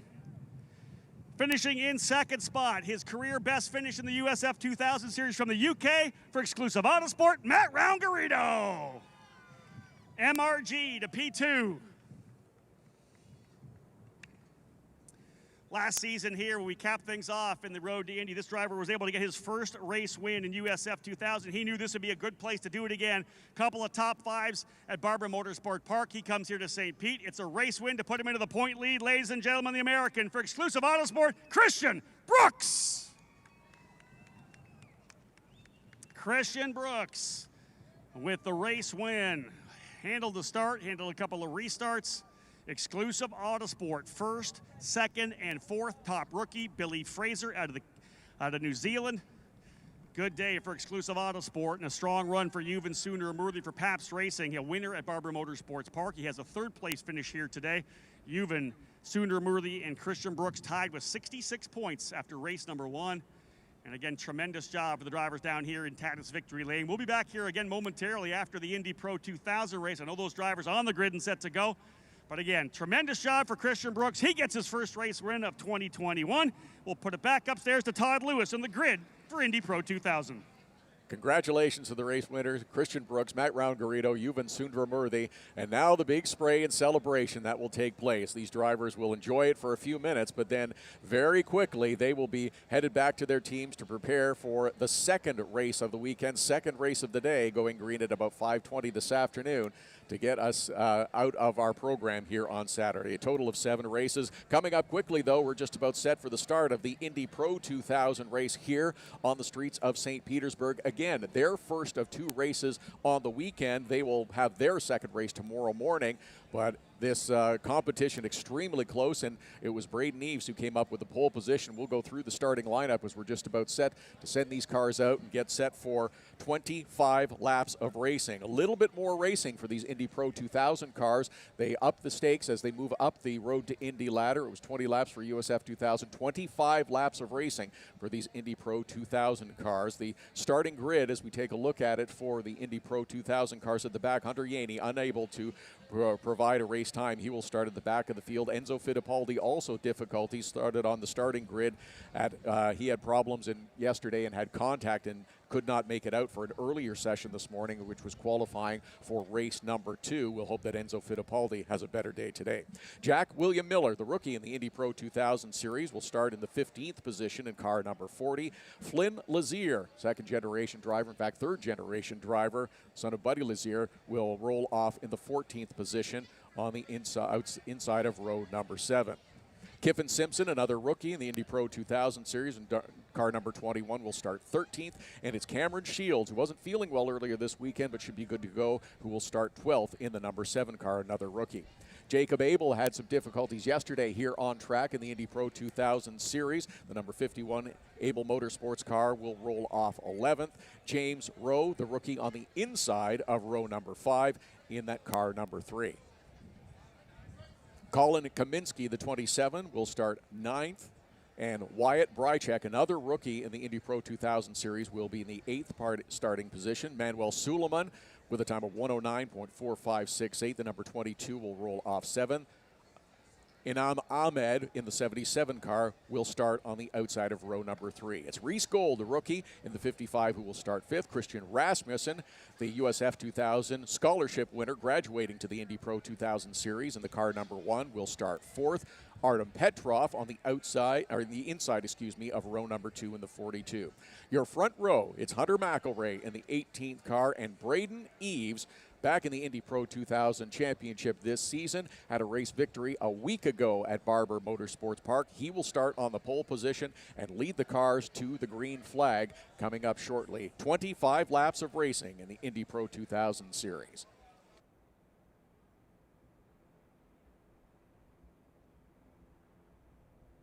Drivers and teams just making their final preparations. All the drivers are strapped in and ready to go. As we have a look down the line, that's your pole sitter Braden Eves in that number 91. Alongside it will be Hunter McElray in that 18 car, starting along the front row, just waiting for the final moments to give the cue to fire engines. These cars will be out for 25 laps of racing here around this 1.8-mile street circuit here on the streets of St. Petersburg. We saw all kinds of difficulty in the USF 2000 series cars. We are hoping for a smoother, cleaner 25 laps of racing. And again, Rob Howden, we will hold our breath just a little bit as we get through corner 1. Corner 1 wasn't too big an issue for USF 2000, but it was a little further on that first lap, and it was the sign of trouble for things to come throughout the entire race. Well, the glaring difference right now with the drivers here in Indy Pro 2000, so many of them have already been here many, many times before. You look at the front couple of rows, you've got Braden Eves and Hunter McElroy. They battled it out back in 2019 here at St. Petersburg as USF 2000 drivers. They've been here many times before. They've got the understanding of what needs to be done here, especially to find success. Same goes for Artem Petrov. He's been here before in Indy Pro 2000. Christian Rasmussen, champion last year in USF 2000. He'll start 4th. He's been here before. He's a champion. He knows how to stay out of trouble. Everybody up and down this field essentially has worked their way through some of the lower formula, and that's what allowed. We look at some of the drivers who made mistakes and maybe new to the junior formulas, whatever it may be. those are the drivers that kind of just made those errors in USF2000. I guarantee you they'll be sitting down with the race steward, Joel Miller, to say, and he'll say to them, hey, look at what happened. You tried to make this move unbelievably low risk, and here's the result. You're going to get a penalty. You've damaged your race car. You've added to your budget, whatever it may be, and ideally we'll see a better race this afternoon.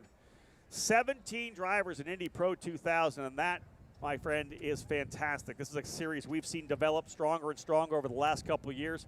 This particular chassis, the PM18, debuting back in 2018, so fourth year with the car. We have an evolution of the package as well, the engine package. We're going to have a new chassis next year, a new tub with the Halo type device. Beauty of that is we've evolved the engine a little bit, more reliability, changed the torque curve a little bit, a great engine package, and we look forward to moving forward. But 17 cars here in Indy Pro, Todd, is just a huge positive for us.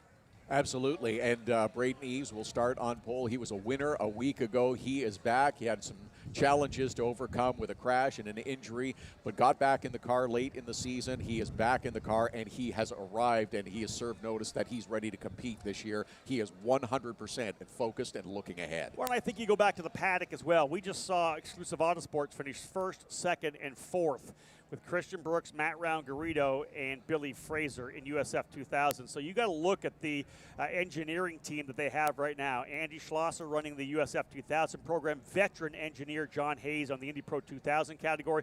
You know they talk back and forth as well. They had a really, really good cars in USF2000, as you see. You got to expect they're going to have some pretty good cars for the race here as well. Braden Eve starting P1, his teammate Artem Petrov, P3. We saw in the USF2000 race that it looked like the teammates had a conversation about how the start was going to go. It'll be a little bit different with first and third, with Artem Petrov being Braden Eve's teammate, but you would expect that there would be a little conversation about what to look for and how the start's going to go in hopes that everybody gets through smoothly. I also have a feeling that Hunter McElray is motivated. He was able to get the victory. Didn't we get on the racetrack, but a penalty at Barber Motorsports Park moved him from P2 to P1. He took the race win. Qualified P1 for race number 2, and I talked to Hunter before we went racing here today. He is really pumped with the way the race car is right now. They were able to make some adjustments, and he is really excited about it. Braden said the same thing. Again, these two drivers battled it out in 2019. You know, you look back at last couple of years. It was the Oliver Askew versus Renus VK. You know, Oliver won the USF2000 championship. Renus finished second. They moved to Indy Pro 2000. Renus won the championship. Oliver, I think, finished third or fourth. Then they both go up to Indy Lights. Oliver wins the championship, and Renus ends up finishing second, both getting race wins. Of course, Renus is in a great place right now with Ed Carpenter Racing. We hope to see Oliver coming back to IndyCar maybe next year. This is another one of those rivalries that started in USF2000. Eves versus McElroy. They went down to Laguna Seca in 2019 to see who was going to win the title. It came down to the final race. Eves was able to win it to take the championship. Now they're going to rekindle this deal here in USF or Indy Pro 2000. Second year in the series for both those drivers. I like this rivalry. American versus the Kiwi/Australian. I like it. This is going to be a good battle. That's what we thrive on in racing, is rivalries between drivers, and even as they move up through the series. And we're having another look on the screen as we're going through the starting grid. Reese Gold, Inam Ahmed, Manuel Suleiman, Wyatt Brytrack make up row number 4. Close, competitive series. The times are pretty close in terms of qualifying. And again, we're hoping that we get through corner number 1 smoothly. We want 25 laps of green flag racing all the way through.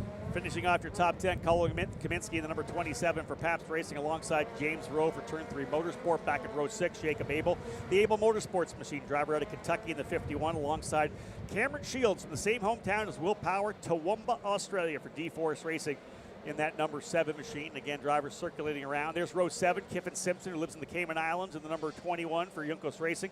Flynn Lazier out of Vail, Colorado. Third-generation driver running for Legacy Autosport, the number 20. Row number 8 will have Jack William Miller, another second-generation pilot. His father, Jack, of course, a veteran of the Indianapolis 500. Number 40 for the Miller Vinatieri Motorsport driver. Enzo Fittipaldi will not start, the number 74. Damage to the race car, not able to get it repaired.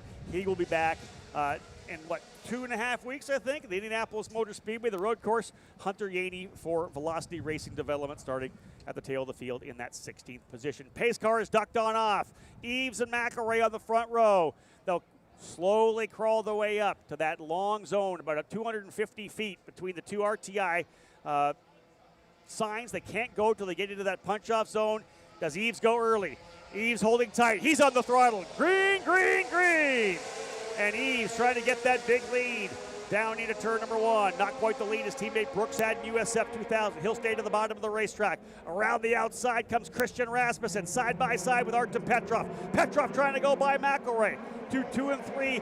I think Petrov potentially able to get himself into the second spot. No, Hunter McElroy holds on to it.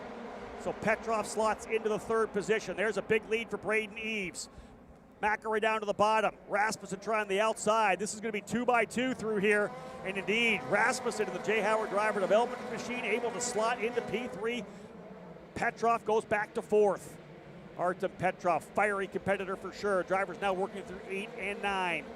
Let's see if they can get through the opening lap cleanly. Much better than USF2000 thus far. We're going to half a lap in. Further back, little side by side coming down the straightaway to turn number 10. Todd, pretty good opening lap, and there's your lead for Braden Eves. There you are. Get out onto the back part of the course now, heading towards that left-hander in corner number 10. The cars snake over to the left before moving back to the right to get that left-hander in that corner number 10 where we have seen trouble on a few occasions. But it looks like we'll get through lap number 1 unscathed. And Braden Eves comes first across the finish line ahead of Hunter McElroy by a little over 1/10 of a second. That's 7/10 of a second. I believe that we saw when the drivers were pulling off pit lane, one driver pulled off to the side, not able to continue. I think that was Cameron Shields, an issue for Cameron. Not able to get the car fired, not able to get the car onto the racetrack, so Cameron Shields is going to drop down to 16th position. Tough one for the young driver from Australia, a very talented young racer.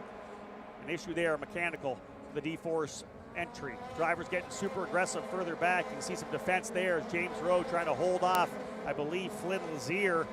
Drivers settling in now as they get back at it. Opening lap already in the books of 25 scheduled here for Indy Pro 2000. Single file coming through turns 8 and 9. Crucial to get back on the power quickly out of turn 9 to get that long run down to turn number 10. Indy Pro 2000 showing well thus far. It's a 7/10 of a second lead for Braden Eves up front. Already a victory on the season, winning the opening round at Barber Motorsports Park. Hunter McElroy won the back end of that doubleheader. They now run 1st and 2nd. 3rd is Rasmussen as he was able to slip by Artem Petrov. Reese Gold now up into the 4th spot. 5th is Anam Ahmed. He is defending aggressively here right now for Manuel Suleiman. That's that shot you see to the left of the screen. Ahmed trying to hold off Suleiman. Suleiman trying to go around the outside of turn number 1. Not sure if he's going to be able to get it done, though. No, Ahmed's going to come back across the bow from right to left. He'll arm the position. Ahmed holding on to P6. That's the challenge as you're trying to make that pass through corner number 1. We talked about if you're going down through the inside, you've got to make sure that you have completed the pass to ensure that you can stay in front going through corner number 2 and 3 as the track moves as you move along. This is the opportunity that we're going to get in the USF, that we did get in the USF2000 series, is that with green flag laps, drivers will now have the ability to watch the competitor immediately ahead of them, see where they're a little weaker, where their car might be a little better, and where there's an opportunity to gain positions. Indeed, it's about getting behind the driver, kind of going to school. Where are they better than you? Are you quicker into one corner? Can you roll maybe more speed through one of the corners to be able to jump out and get rolling? And again, out front, there's this battle here right now between Anam Ahmed, Manuel Suleiman, and Wyatt Prokachik. Little bit of trouble coming through, though. There's an issue there. That is Jacob Abel in the number 51. He made contact with the wall. Abel, you can see the left rear. He has broken a rear trailing arm there on one of the suspension pieces, and Abel will head to pit lane. And that's how easy it is. I talked to Hunter McElroy, Todd. You'll love this as the drivers continue to circulate. I talked to Hunter on his fast lap when he went purple to be able to get P1. He literally came through the turn 12-13 kink. 12's a little right-hander. So close to the wall, he heard the tink of the wheel touching the concrete. Didn't hear it. You could see the scratch on the wheel. Didn't feel it in the actual steering wheel, but he could hear himself hit the concrete. That's how close you have to be for a fast lap. That's using every inch of the track to gain that speed and that time. Jacob Abel did make his way down along pit road. You could see the effects of that contact. He used or tried to use a little more of the track than was actually there, and you could see that car wiggling just a little bit as it came down along pit road. I think it was 13. Yeah. So the right, because it came through the right cleanly of turn number 12, coming through 13, just tapped that left rear a bit on the concrete, and he hit it hard enough. And Hunter said this, I didn't hit it hard enough to hurt the toe at anything. It was the front wheel. He hits the rear wheel, damage there, and likely knocked one of the suspension mounts and broke that coming through turn 13.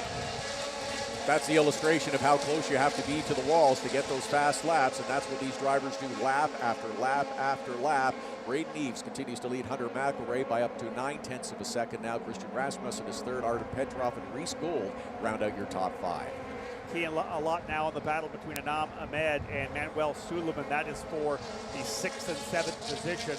Anam, a former British Formula 3 champion, raced in the FIA Formula 3 Championship as well. Thrilled to have him over here this year. And they're just getting a better feel for the race car. And he said this, I talked to him as well, just starting to get a feel for it. RP Motorsports wasn't here last year. They won the championship with Kyle Kirkwood back in 2019. So going over the data that they have, just trying to see what's exactly right. Anam said, I couldn't believe how much different the track was for qualifying too. With that more rubber down, they had a bit of entry over understeer. The car just kept pushing off. He's going to get better and better the more comfortable he gets with this race car, the more he feels like he knows it, can trust it. And same with the team, the dialogue that they all have together. Anam currently running in the 6th position. I'll have a look where they are in the championship points. I think he's going to find himself probably in the top 6 after this race as well as he's running. And there's the fight now. Artem Petrov and Reese Gold. Artem pressing the reset button as he tries to go back after Christian Rasmussen. 5 laps complete. Braden Eves leaves Hunter McElroy, Christian Rasmussen. Scholarship winner, mentioned, we've talked about it a little bit through the weekend. If you win the championship in one level in the road to Indy, you move up to the next level. Christian Rasmussen had the USF2000 championship in 2020. That means he gets a ride this year in the Indy Pro 2000 series, and trying to make the most of it in the early going. Currently running 3rd. Had a good run at Barber. Had a little bit of an issue that had a win go away from, but had a good run at Barber. Yeah. He's trying to maximize that championship where he has a ride guaranteed this year. I think it's a tremendous run so far. Great start to the season for the Danish driver Christian Rasmussen. You think about it too. J. Howard Driver Development making the jump up into Indy Pro for the very first time. Wyatt Prokachik, I think, is really the huge surprise to me of the 2021 season. Wyatt was kind of a mid-pack to the tail of the pack USF2000 driver in his first season. Seems like he is really enjoying this Indy Pro 2000 car. Currently running strongly right now in the 8th position, just ahead of Jack William Miller and Colin Kaminsky. So overall, their first season here in Indy Pro 2000 racing, J. Howard Driver Development has really been one of the surprises of 2021. Nice to see not just drivers, but teams moving up to extra levels of the road to Indy as well, with J. Howard Driver Development moving up.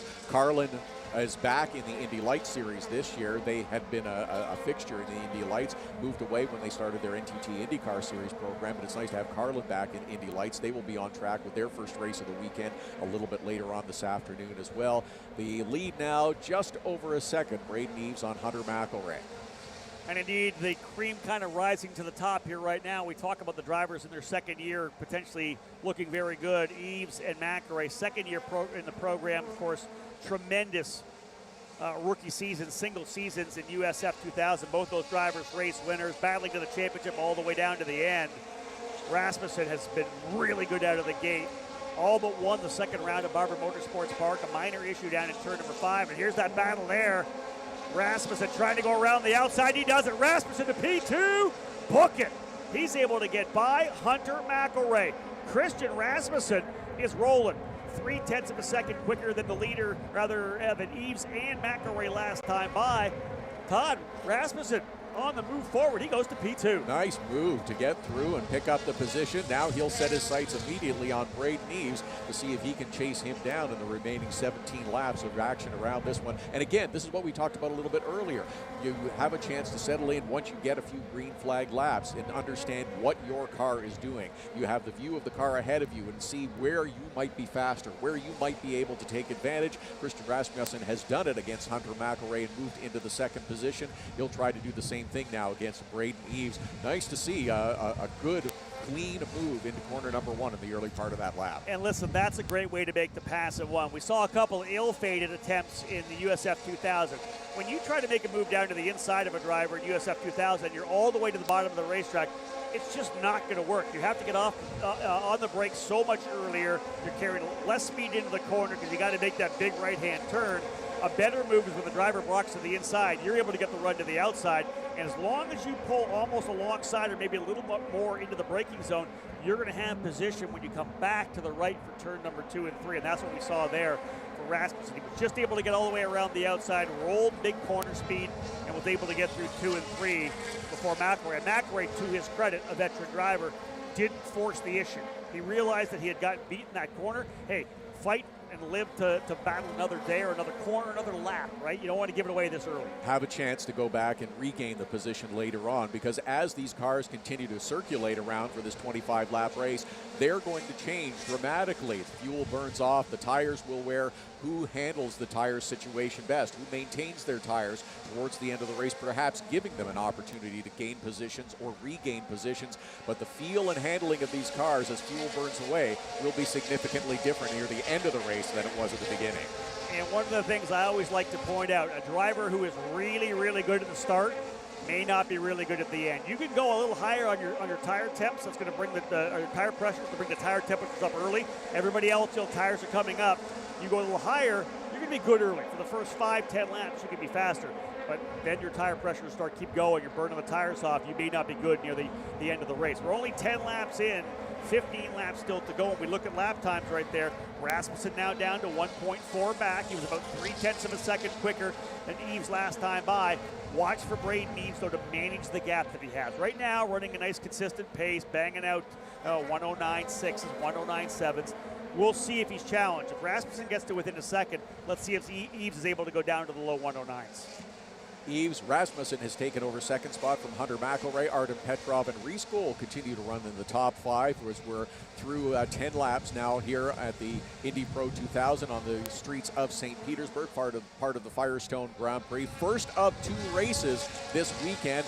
They're racing in warmer temperatures today. I suspect it'll be conditions a little different tomorrow morning, certainly a little cooler. I'm not sure if it'll be damp yet. We'll have to wait and see, but conditions could be very different tomorrow morning for race number 2 of the Indy Pro 2000.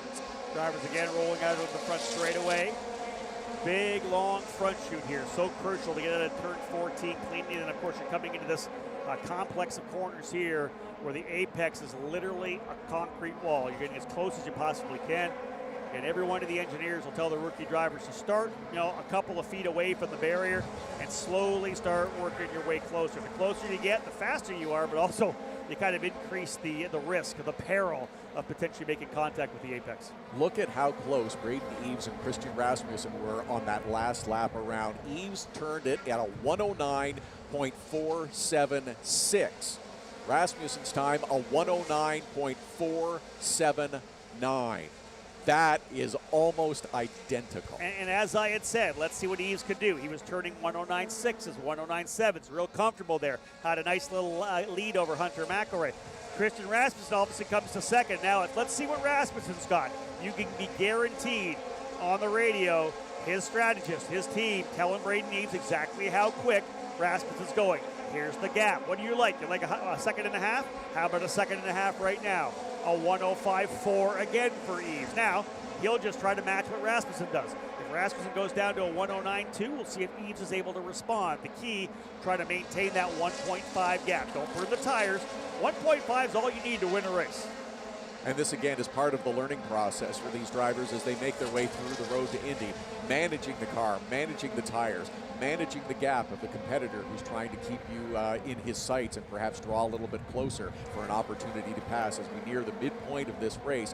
We're just about halfway through, so now as the fuel continues to burn off, we'll see how the handling of the cars change, who's managing their equipment best to get to the end, and who's managing the race. Again, we take an opportunity to say hello to those of you who are listening here on the Road to Indy TV app or on IndyPro2000.com or RoadToIndy.tv. Watching the broadcast here, thank you so much. My name is Rob Howd, joined by the voice of the Grand Prix of St. Petersburg, Todd Lewis. We are now 13 laps in, as we said, 12 laps actually in, 13 laps to go here for Indy Pro 2000. It's a 1.1 second lead for Christian Rasmussen. He was able to get a bunch there, about 0.3 of a second quicker. Eves about a half a second slower on that last lap. Interesting how this is going to seesaw back and forth. And again, understanding that we're just at the midway point of the race, Christian Rasmussen is doing his job in assessing where Braden Eves is and how he's going to lower that gap and get up close for an opportunity to take over that top spot. And Hunter McElroy keeping him in his sights as well. He's a little bit back, about 1.7 seconds back of Christian Rasmussen, but also turning laps in a 109.6 region. in the middle of this race. A lot of gaps between most drivers. We'll get a chance to talk about Cooper Tires. Cooper Tire, proud to be the presenting sponsor of the Road to Indy, supporting all 3 rungs of the open wheel development ladder. American owned for over 100 years, Cooper makes tires that are built to last for your car, truck, or SUV. Visit CooperTire.com today to explore all the tires that Cooper has to offer and to find a dealer near you. Be sure to follow at Team Cooper Tire on Twitter and Instagram for latest updates on the Road to Indy, presented by Cooper Tires. Again, big thank you to have Cooper Tires here, our spec sponsor, and really a huge supporter of our program. Full course yellow on the racetrack right now. We have an issue, full course yellow. So that gap for Braden Eves is going away. Trying to figure out what happened on the racetrack. Looks like the number 11 of Hunter Yaney potentially off in turn number 10. I got to think he's off in the runoff. You can see the crew already going. We saw an incident there yesterday with Eli Navarro in USF2000 off that part of the racetrack. So Hunter Yaney, who is running in the 14th position, off in turn number 11. Todd pressed the reset button. That 1.3 second advantage gone for Braden Eves. Christian Rasmussen with an opportunity to pounce on the restart. All right, we'll look forward to that once they get the issue cleared up out of corner number 10, which has been a problem spot this weekend. We've seen a number of drivers in different series go off in that corner. It is a challenging corner, trying to judge the braking, trying to judge the apex. Sometimes you miss it. There is a runoff area, and that looks like has happened to Hunter Yaney. He's run off into the area, the AMR safety team on site. They'll clear that vehicle away before we can go back to green flag racing with maybe about 10 or so laps in the end. A chance to cool down the tires a little bit, refocus, reset, and have the task at hand, the driver ahead of you. Folks, if you want to follow all the action on the Road to Indy, as I've said many times before, make sure you download the free Road to Indy TV app at the Apple Store for iPhones or Google Play for Androids. Best way to follow it. We've got live coverage, live timing, all the episodes we have for Road to Indy TV. A lot of content there. So if you like what you're seeing now, you want to follow all the future stars of the NTT IndyCar Series, make sure to download the free Road to Indy TV app. There you go. We're already clean. Pace car ducking on off. We're racing again. Back to green flag and a good start out of turn 14 for Braden Eves. He wants to make sure he holds Christian Rasmussen at bay down into turn number 1. Looking pretty clean now. Field set. I don't see any drivers making any moves coming down there. Lazier trying to hold off the machine of Jack William Miller, I believe. Actually, that might be, I believe that's Jacob Abel back onto the racetrack. I think what they did, they took the time to be able to repair that left rear to get him back out. And really crucial, you think about it, if you're trying to get championship points, trying to get yourself in the top 5 or trying to win a championship, you never know what else is going to happen here. One other driver comes out, you're able to run enough laps to get by. You move yourself up 1 or 2 spots. Those are the points you need when we get to New Jersey, actually, our finale this year. Important to have the track time as well. Jacob Abel had problems yesterday during the session, so get him out more and get as many laps as you can around. Braden Eves continues to lead Christian Rasmussen. Hunter McElroy, though, lurking in that 3rd position, looking to get back into that 2nd spot. And you can literally see, too, Jacob Abel pulling back. Doesn't want to get into the battle. He's about 4 laps back at this point here, 7 laps back. Just stay out of trouble right now. Get a feel for the race car. Maybe make a couple of changes. They may even come into pit again to make a change to the race car.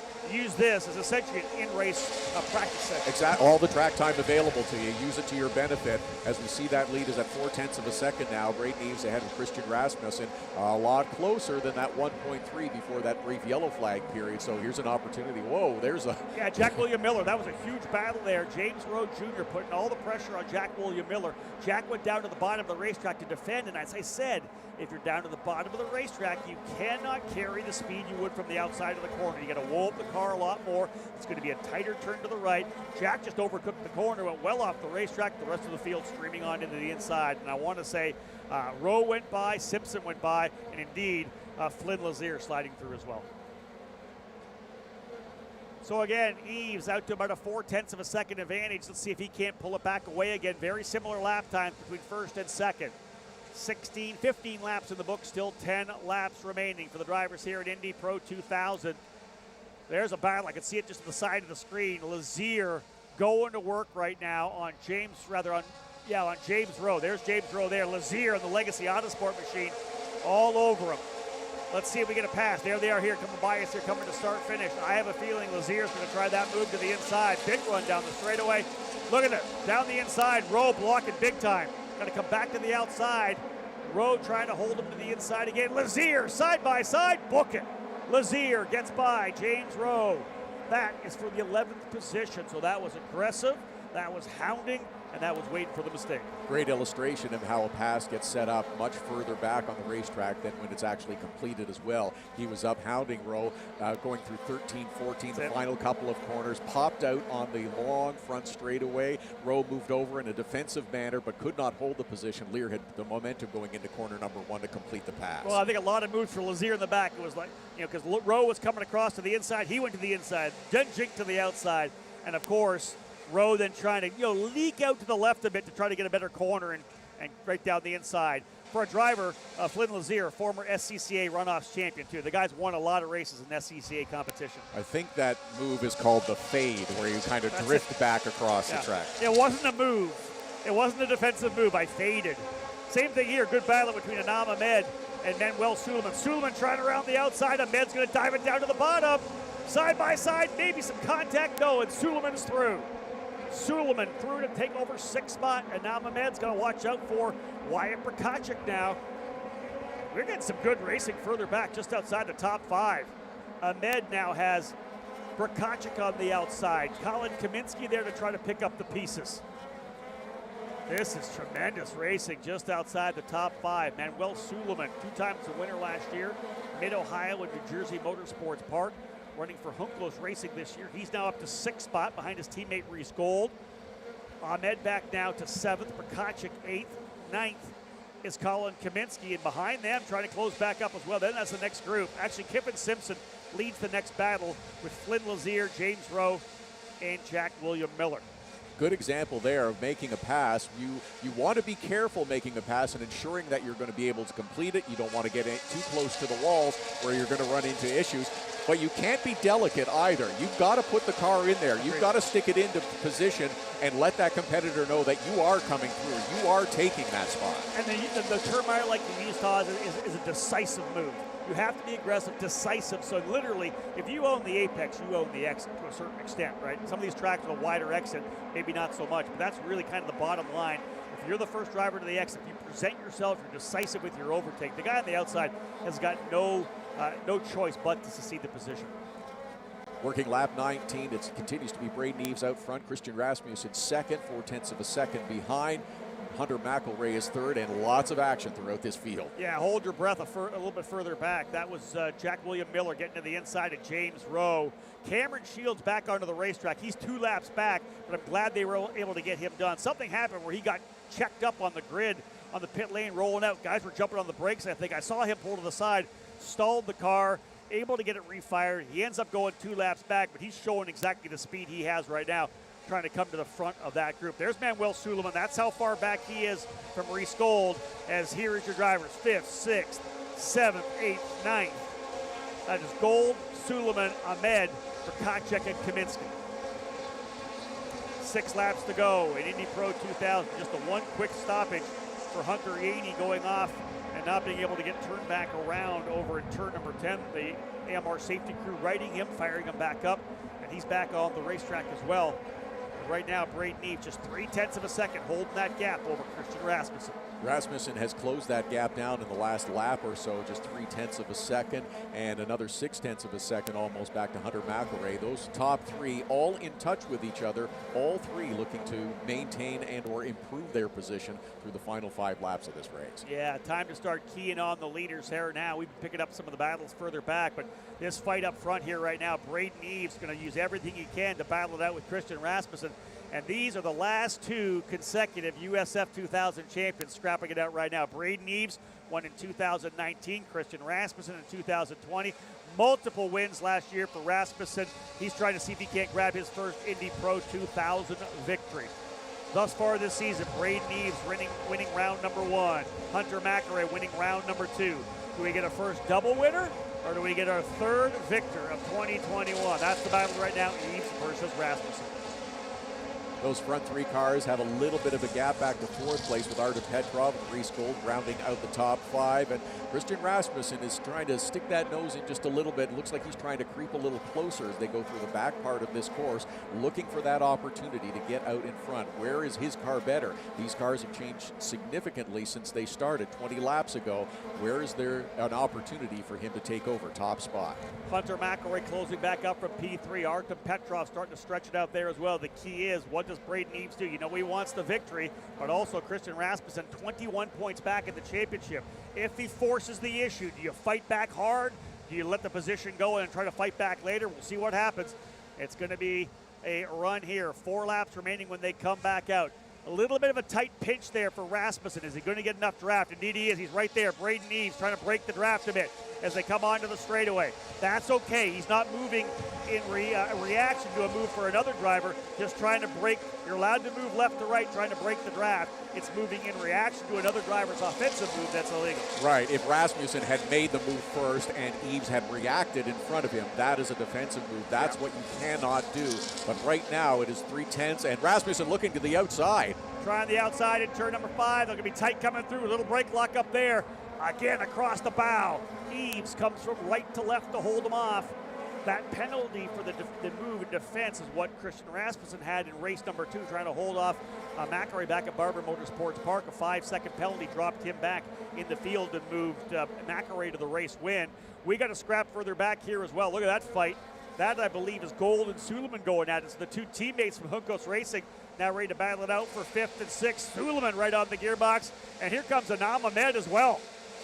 This is great racing. Good action, yeah. In the closing laps, everybody understanding that it's getting down to almost 3 laps to go. It is time to go. If there's an opportunity, now's your time. It looks like Christian Rasmussen has fallen back ever so slightly after that move around the last lap, trying to get up a little bit closer. He's given up a little bit of a ground. It's now a half a second gap up to first place, but he'll try to close that up on this lap. Light brake lock up for Reese Gold going into turn 14 rather. You saw that brake dust firing up out of that right front as he's getting challenged by his teammate Manuel Suleiman. Leaders now again working their way through here. 3 laps remaining. Back over to turn number 4 into this really tight 4, 5, 6, 7, 8 combination.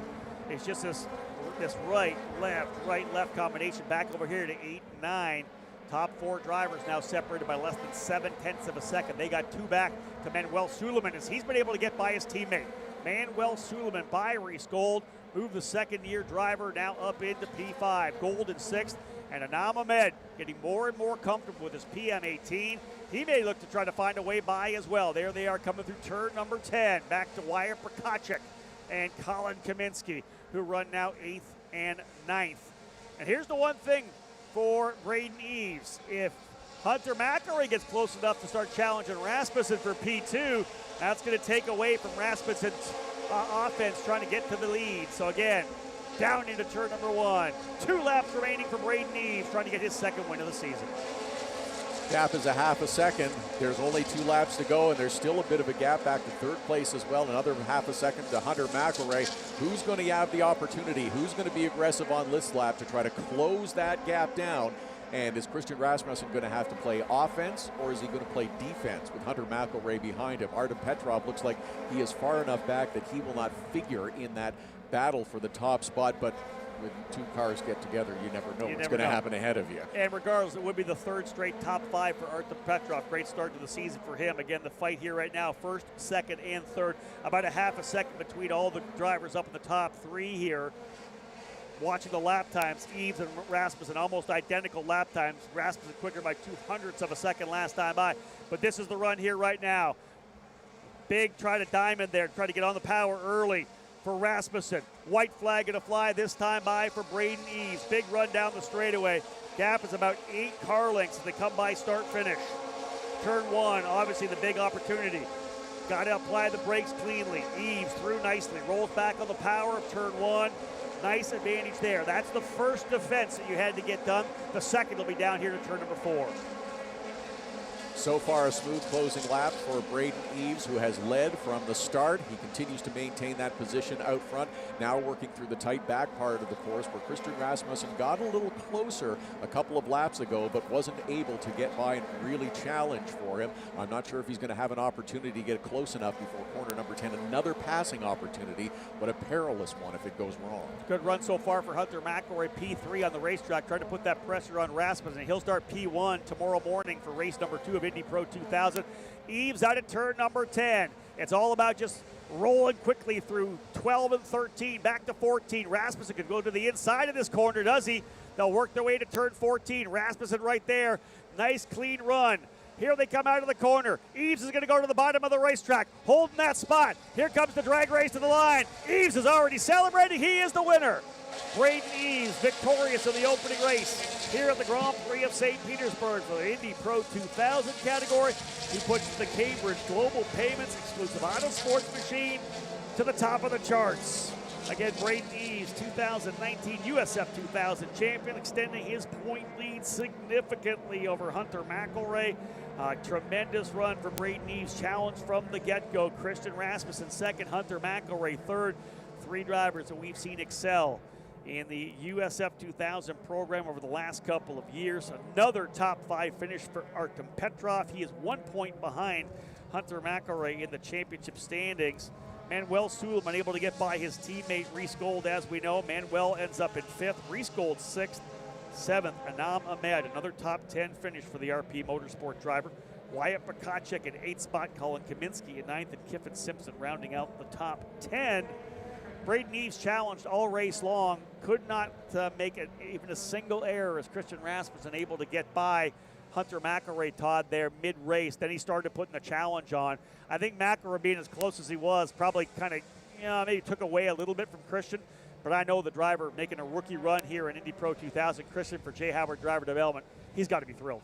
Absolutely thrilled. Braden Eves with his second victory of the season. Tremendous for him to go so far. And we're kind of focused on the front battle between Braden Eves and Christian Rasmussen as well. But Hunter McElroy was feeling a little bit of heat in the closing lap as well, headed towards the checkered flag from Artem Petrov, who was running in 4th place. Tried the same kind of move that Rasmussen was doing on Braden Eves. Tuck up as close as you can, coming out through turns 13 and 14, and then try to slingshot by before getting to the start-finish line. Hunter McElroy able to hold him off and secure that final podium position. Artem Petrov 3rd, Manuel Suleiman, who comes home in 5th, Reese Gold, Inad Ahmed in the 77 car in 6th. A terrific race, another good, strong effort by these Indy Pro 2000 cars, and as Rob mentioned, you will see them again first thing tomorrow morning on our race day Sunday here at the Firestone Grand Prix of St. Petersburg. They will kick off our action tomorrow morning at 8, and Braden Eves getting out of the car to celebrate and jump with joy as he gets congratulations and celebrations from his team. One of the best feelings ever for a race car driver after a hard-fought battle, 25 laps of racing here around the streets of St. Petersburg. And Braden Eves comes up with a victory. His second of the season, 2 wins out of 3, and he will have an opportunity to sweep the weekend. As mentioned, Indy Pro 2000 cars back on track. They will kick off our day tomorrow. Braden Eves is your winner. Christian Rasmussen coming home in second. Gave it all he had, finished 3/10 of a second back of the first place runner. Hunter McElroy rounds out the podium finisher. Started on the front row, but Christian Rasmussen got through by him about a third of the way into the race with a decisive move to gain and try to take over that top spot. As you see the rest of the finishing order, Petrov and Suleiman rounding out the top 5, and Reese Gold 6th, as I mentioned as well. Lots to come here on our Saturday here at the Firestone Grand Prix of St. Petersburg. Up next, you enjoyed them yesterday. They made their return to the streets of St. Pete's. The Stadium Super Truck Series will be here next with race number 1 in the series, the NTT IndyCar Series, back on track afterwards for their qualifying session for their race tomorrow. That begins at 1:45 p.m. Indy Lights, race number 1 of the weekend coming up after that. Then the MX5 Cup Series returns for their second race, and the USF2000 Series, their second race of the weekend, will close out our Saturday action. We are thrilled that you have joined us here at the Firestone Grand Prix of St. Petersburg. Thank you for following the social distance protocols and the COVID-19 protocols. As you enter the grounds, please maintain that social distance of 6 feet or more around those around you wherever possible. Please ensure that you have your face coverings and masks on at all times. Whether you're seated in the grandstand or whether you're wandering around the festival grounds, there is lots to see and do here, whether it's scoping out the merchandise, whether it's taking selfies in front. TopCon. We know a thing or two about a smooth surface. Roads and highways? Piece of cake. Airports? Let's just say it'll be the smoothest landing you've ever had. But what about when you want to go fast? Real fast? No. Faster. We've helped cars go faster than they've ever gone before. Broken a few lap records along the way. Want the best paving performance? Go to the source. TopCon. Always one step ahead. Hey, your Uncle Cooper here. Once upon a time, there was a girl named Goldie, my niece, your cousin, and Goldie didn't know which tires were right for her. The first ones were too much tire, and then the next ones were not enough tire. Anyway, long story short, Goldie found the Coopers, and they were just right. What a happy, practical ending. Go to sleep. I love you. Go with the Coopers. Cooper.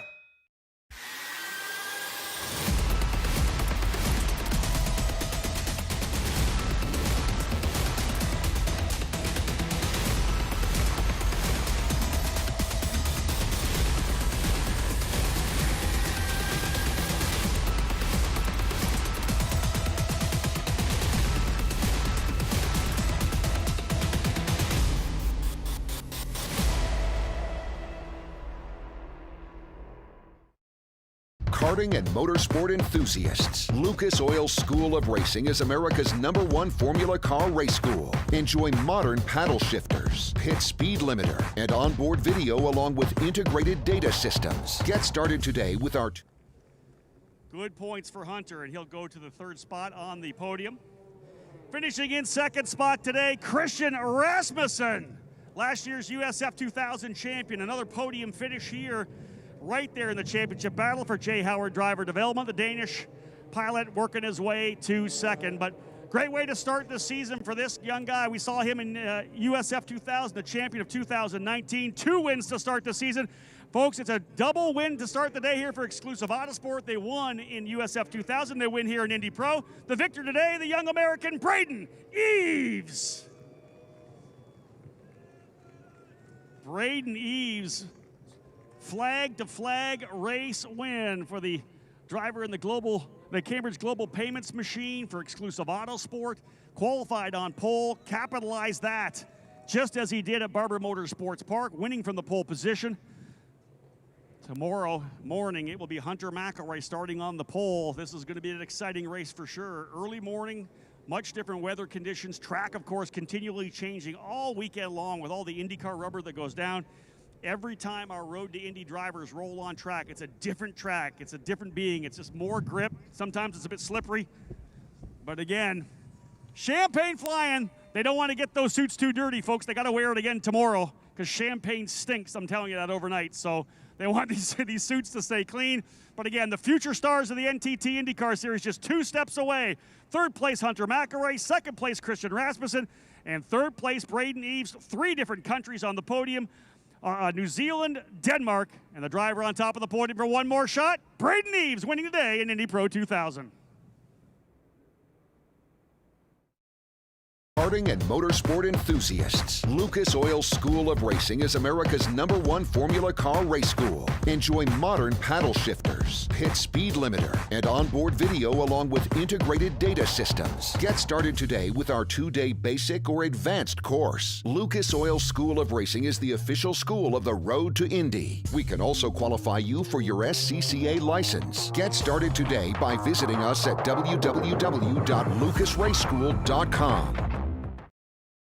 With over 40 years in business, High Tide Boat Lifts is committed to elevating your craft. Whether you own a personal watercraft or a large yacht, we can design and create the perfect lift for your needs. At High Tide Boat Lifts, we understand that you've worked hard to get to a successful place in life. We'll ensure you have a hassle-free experience, maximizing the time you spend on your boat with family and friends, and supporting your dreams out on the open water.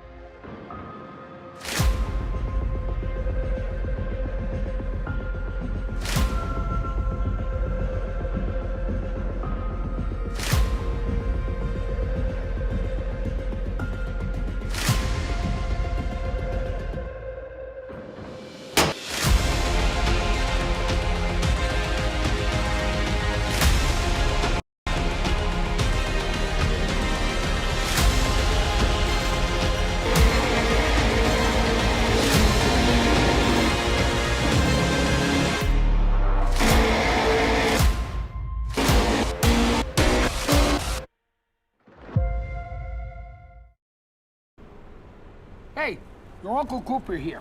Once upon a time, there was a girl named Goldie, my niece, your cousin, and Goldie didn't know which tires were right for her. The first ones were too much tire, and then the next ones were not enough tire. Anyway, long story short, Goldie found the Coopers, and they were just right. What a happy, practical ending. Go to sleep. I love you. Go with the Coopers. Cooper. Welcome to Road to Indy TV Live. I'm the host, Parker Thompson. We just finished watching Race 1 of Indy Pro 2000 and Race 1 of USF 2000, and I am here with the sensation in Race 1 of USF 2000, Billy Fraser. Billy, what a race for you.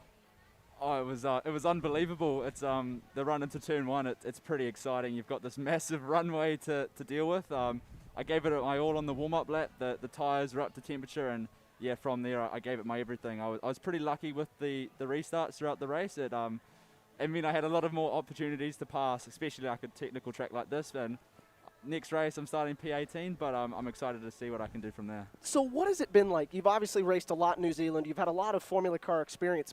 Have you raced on an enclosed street course with walls?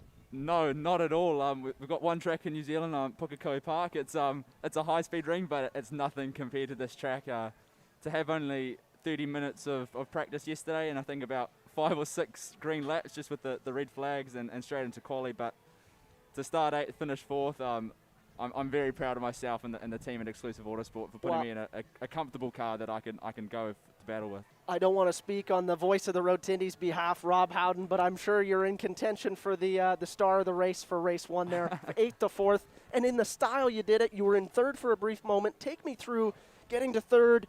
All of a sudden, you're in an exclusive 1, 2, 3, which has never been done before for Michael Duncalf. Describe to me those moments there, late stages of the race. Yeah, I had Florian, one of the engineers, on my radio, and Michael as well, and they're so supportive, and that's what I need, particularly being a rookie. It's just everything about reminding me to hustle, which is really what I've been doing in all my green laps, all my opening laps. So yeah, I was definitely aware it was an exclusive 1, 2, 3. I gave it my all to keep it that way, but yeah, it was a good move by Kiko, and you even made the most of it and got us both. So yeah, I did everything, but it's awesome racing out there. I love it so much. And you do realize, Billy, that you're racing against all 2nd and 3rd year guys. You are one of the only rookies battling at the front on one of the hardest street courses that North America has to offer. So what does that feel like? Yeah, when you say it like that, I guess I got to be a little bit proud of myself. And yeah, Flo, my engineer, or the engineer on my radio, he was making me aware of that as well. So great comfort, but also I want to be fighting for wins. The next race, it could be very difficult being from P18, but yeah, I'm ready to give it my all again. Stranger things have happened here at the Grand Prix of St. Petersburg, and I've got all the faith. So take me through starting 18th. Now that you've got through the run down Albert Whitted Airport, what is that like, your first start here, and what are you going to change for the second start? Obviously, it goes from an airport runway to a sidewalk. Yeah, exactly. It's very daunting. It's because you've got such wide entry. You're braking so late, so you've got 27 cars as well that need to brake as late as possible. For sure.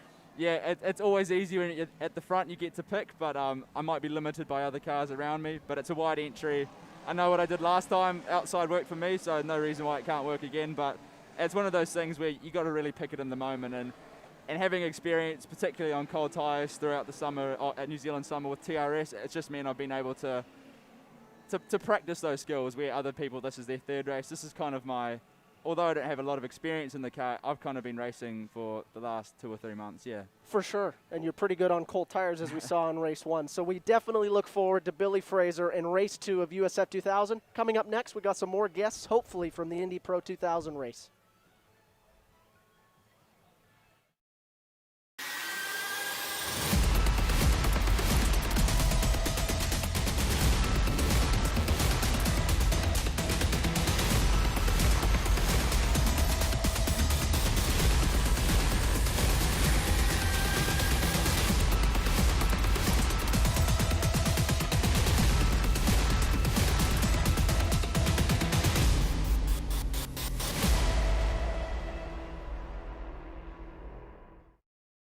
Karting and motorsport enthusiasts, Lucas Oil School of Racing is America's #1 Formula Car race school. Enjoy modern paddle shifters, pit speed limiter, and onboard video along with integrated data systems. Get started today with our 2-day basic or advanced course. Lucas Oil School of Racing is the official school of the road to Indy. We can also qualify you for your SCCA license. Get started today by visiting us at www.lucasraceschool.com. With over 40 years in business, High Tide Boat Lifts is committed to elevating your craft. Whether you own a personal watercraft or a large yacht, we can design and create the perfect lift for your needs. At High Tide Boat Lifts, we understand that you've worked hard to get to a successful place in life. We'll ensure you have a hassle-free experience, maximizing the time you spend on your boat with family and friends, and supporting your dreams out on the open water.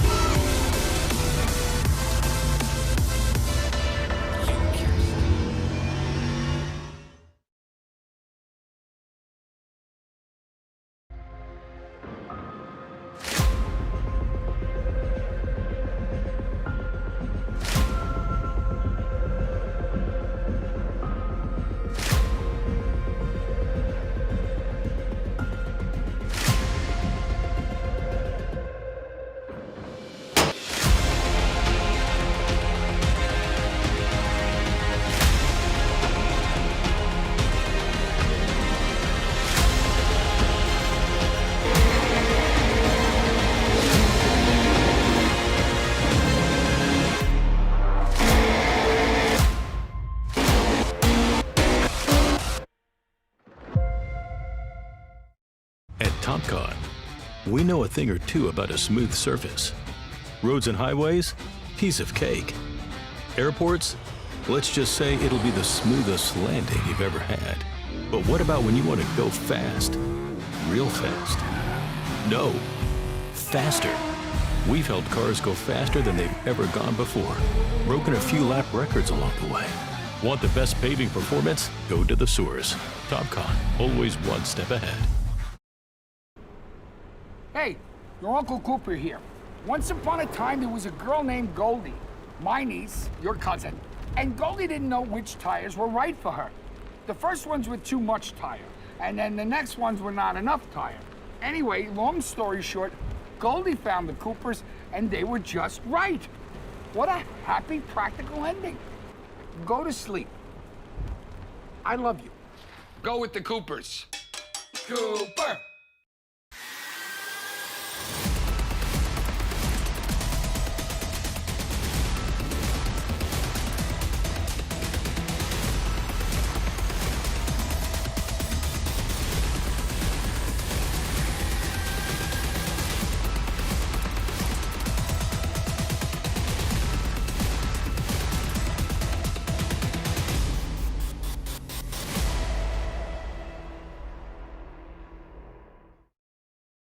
Welcome to Road to Indy TV Live. Folks, it doesn't get any rawer than this. Literally, this man just got out of a race car after a race win. Braden Eves, thank you for coming over. I know it's a pain in the butt sometimes when you just win a race. All you want to do is enjoy, and you got to talk to my ugly mug. But thanks for coming on the show. We really appreciate it. Braden, take me through that. Start to finish, you pretty well dominated that race. Although I'll say a late race challenge from Christian Rasmussen. You had to defend once is all I saw, but take me through the emotions of getting the second win. And really, I do want to ask this because you dominated the practice session here last year in 2020, so getting a bit of revengeance as well. Yeah, for sure. You know, it was a very tough race, the toughest so far this year.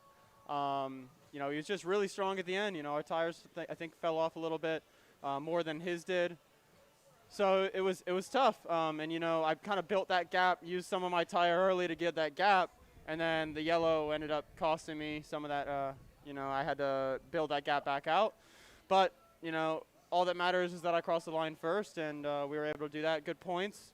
Tomorrow's going to be a lot more difficult, starting from 6th, that issue in quali.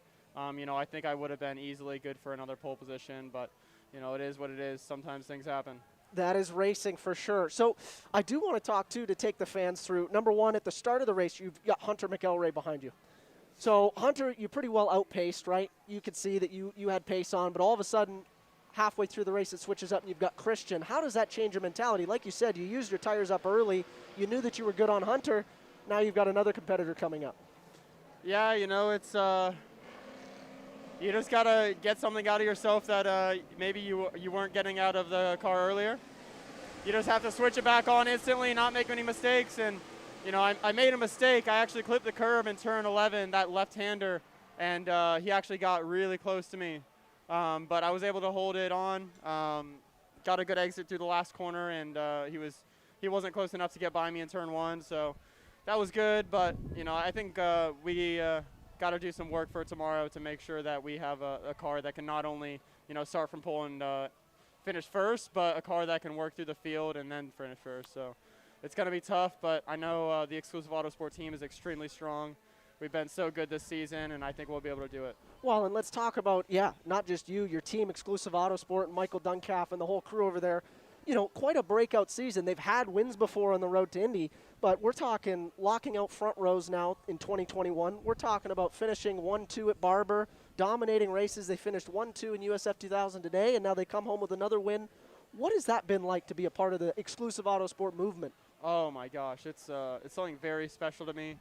When I came and joined Michael Duncalf and the Exclusive Autosport crew, I saw the potential. I knew the cars were extremely good, but we really, all through last season, we just got better and better and better, and I really think that we would have challenged for the championship last year had I not been sidelined. But this year, we're just coming back twice as strong, especially with Artem Petrov as my teammate. Very good driver. So it's just been, everything is really coming together. Engineering is incredible. We've really had good cars every time we hit the track. So, just fantastic to be, especially this weekend. This is my favorite event. In karting, there's the event called the SCUSA Supernats in Las Vegas. Yes. This reminds me of the Vegas of Road to Indy. And that was always like the most special event. This is probably my most favorite event of the year just because it's downtown, street event. You have so many fans. I think I just signed like 20 different things and got pictures with 20 people. So it's just, the support out here is incredible. And just what a cool event. I can definitely relate driving on the road to Indy and having the pleasure of winning this race. I'd say it's one of the crown jewels of the road to Indy.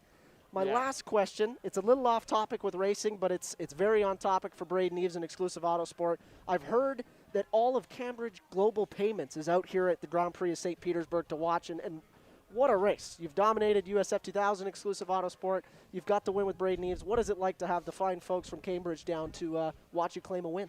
Oh, it's fantastic. He doesn't come to every race, but he was able to come to this one, and it's always great to have him here. Just a big supporter of the whole team at Exclusive Autosport.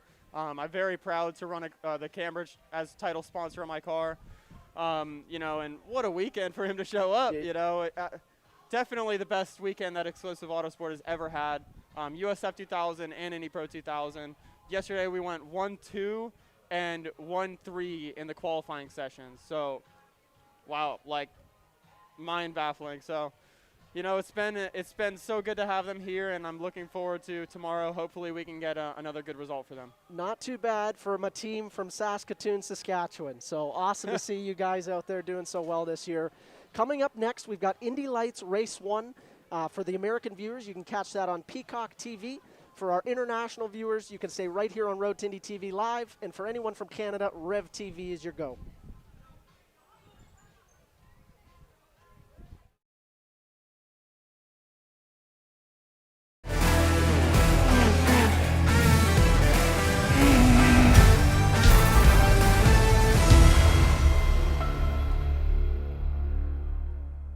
At TopCon, we know a thing or two about a smooth surface.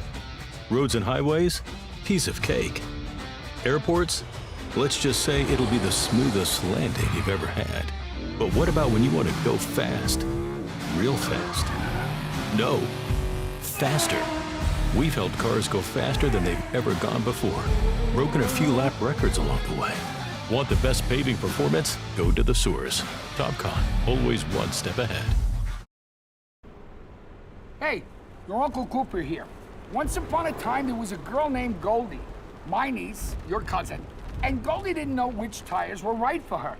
The first ones were too much tire, and then the next ones were not enough tire. Anyway, long story short, Goldie found the Coopers, and they were just right. What a happy, practical ending. Go to sleep. I love you. Go with the Coopers. Cooper.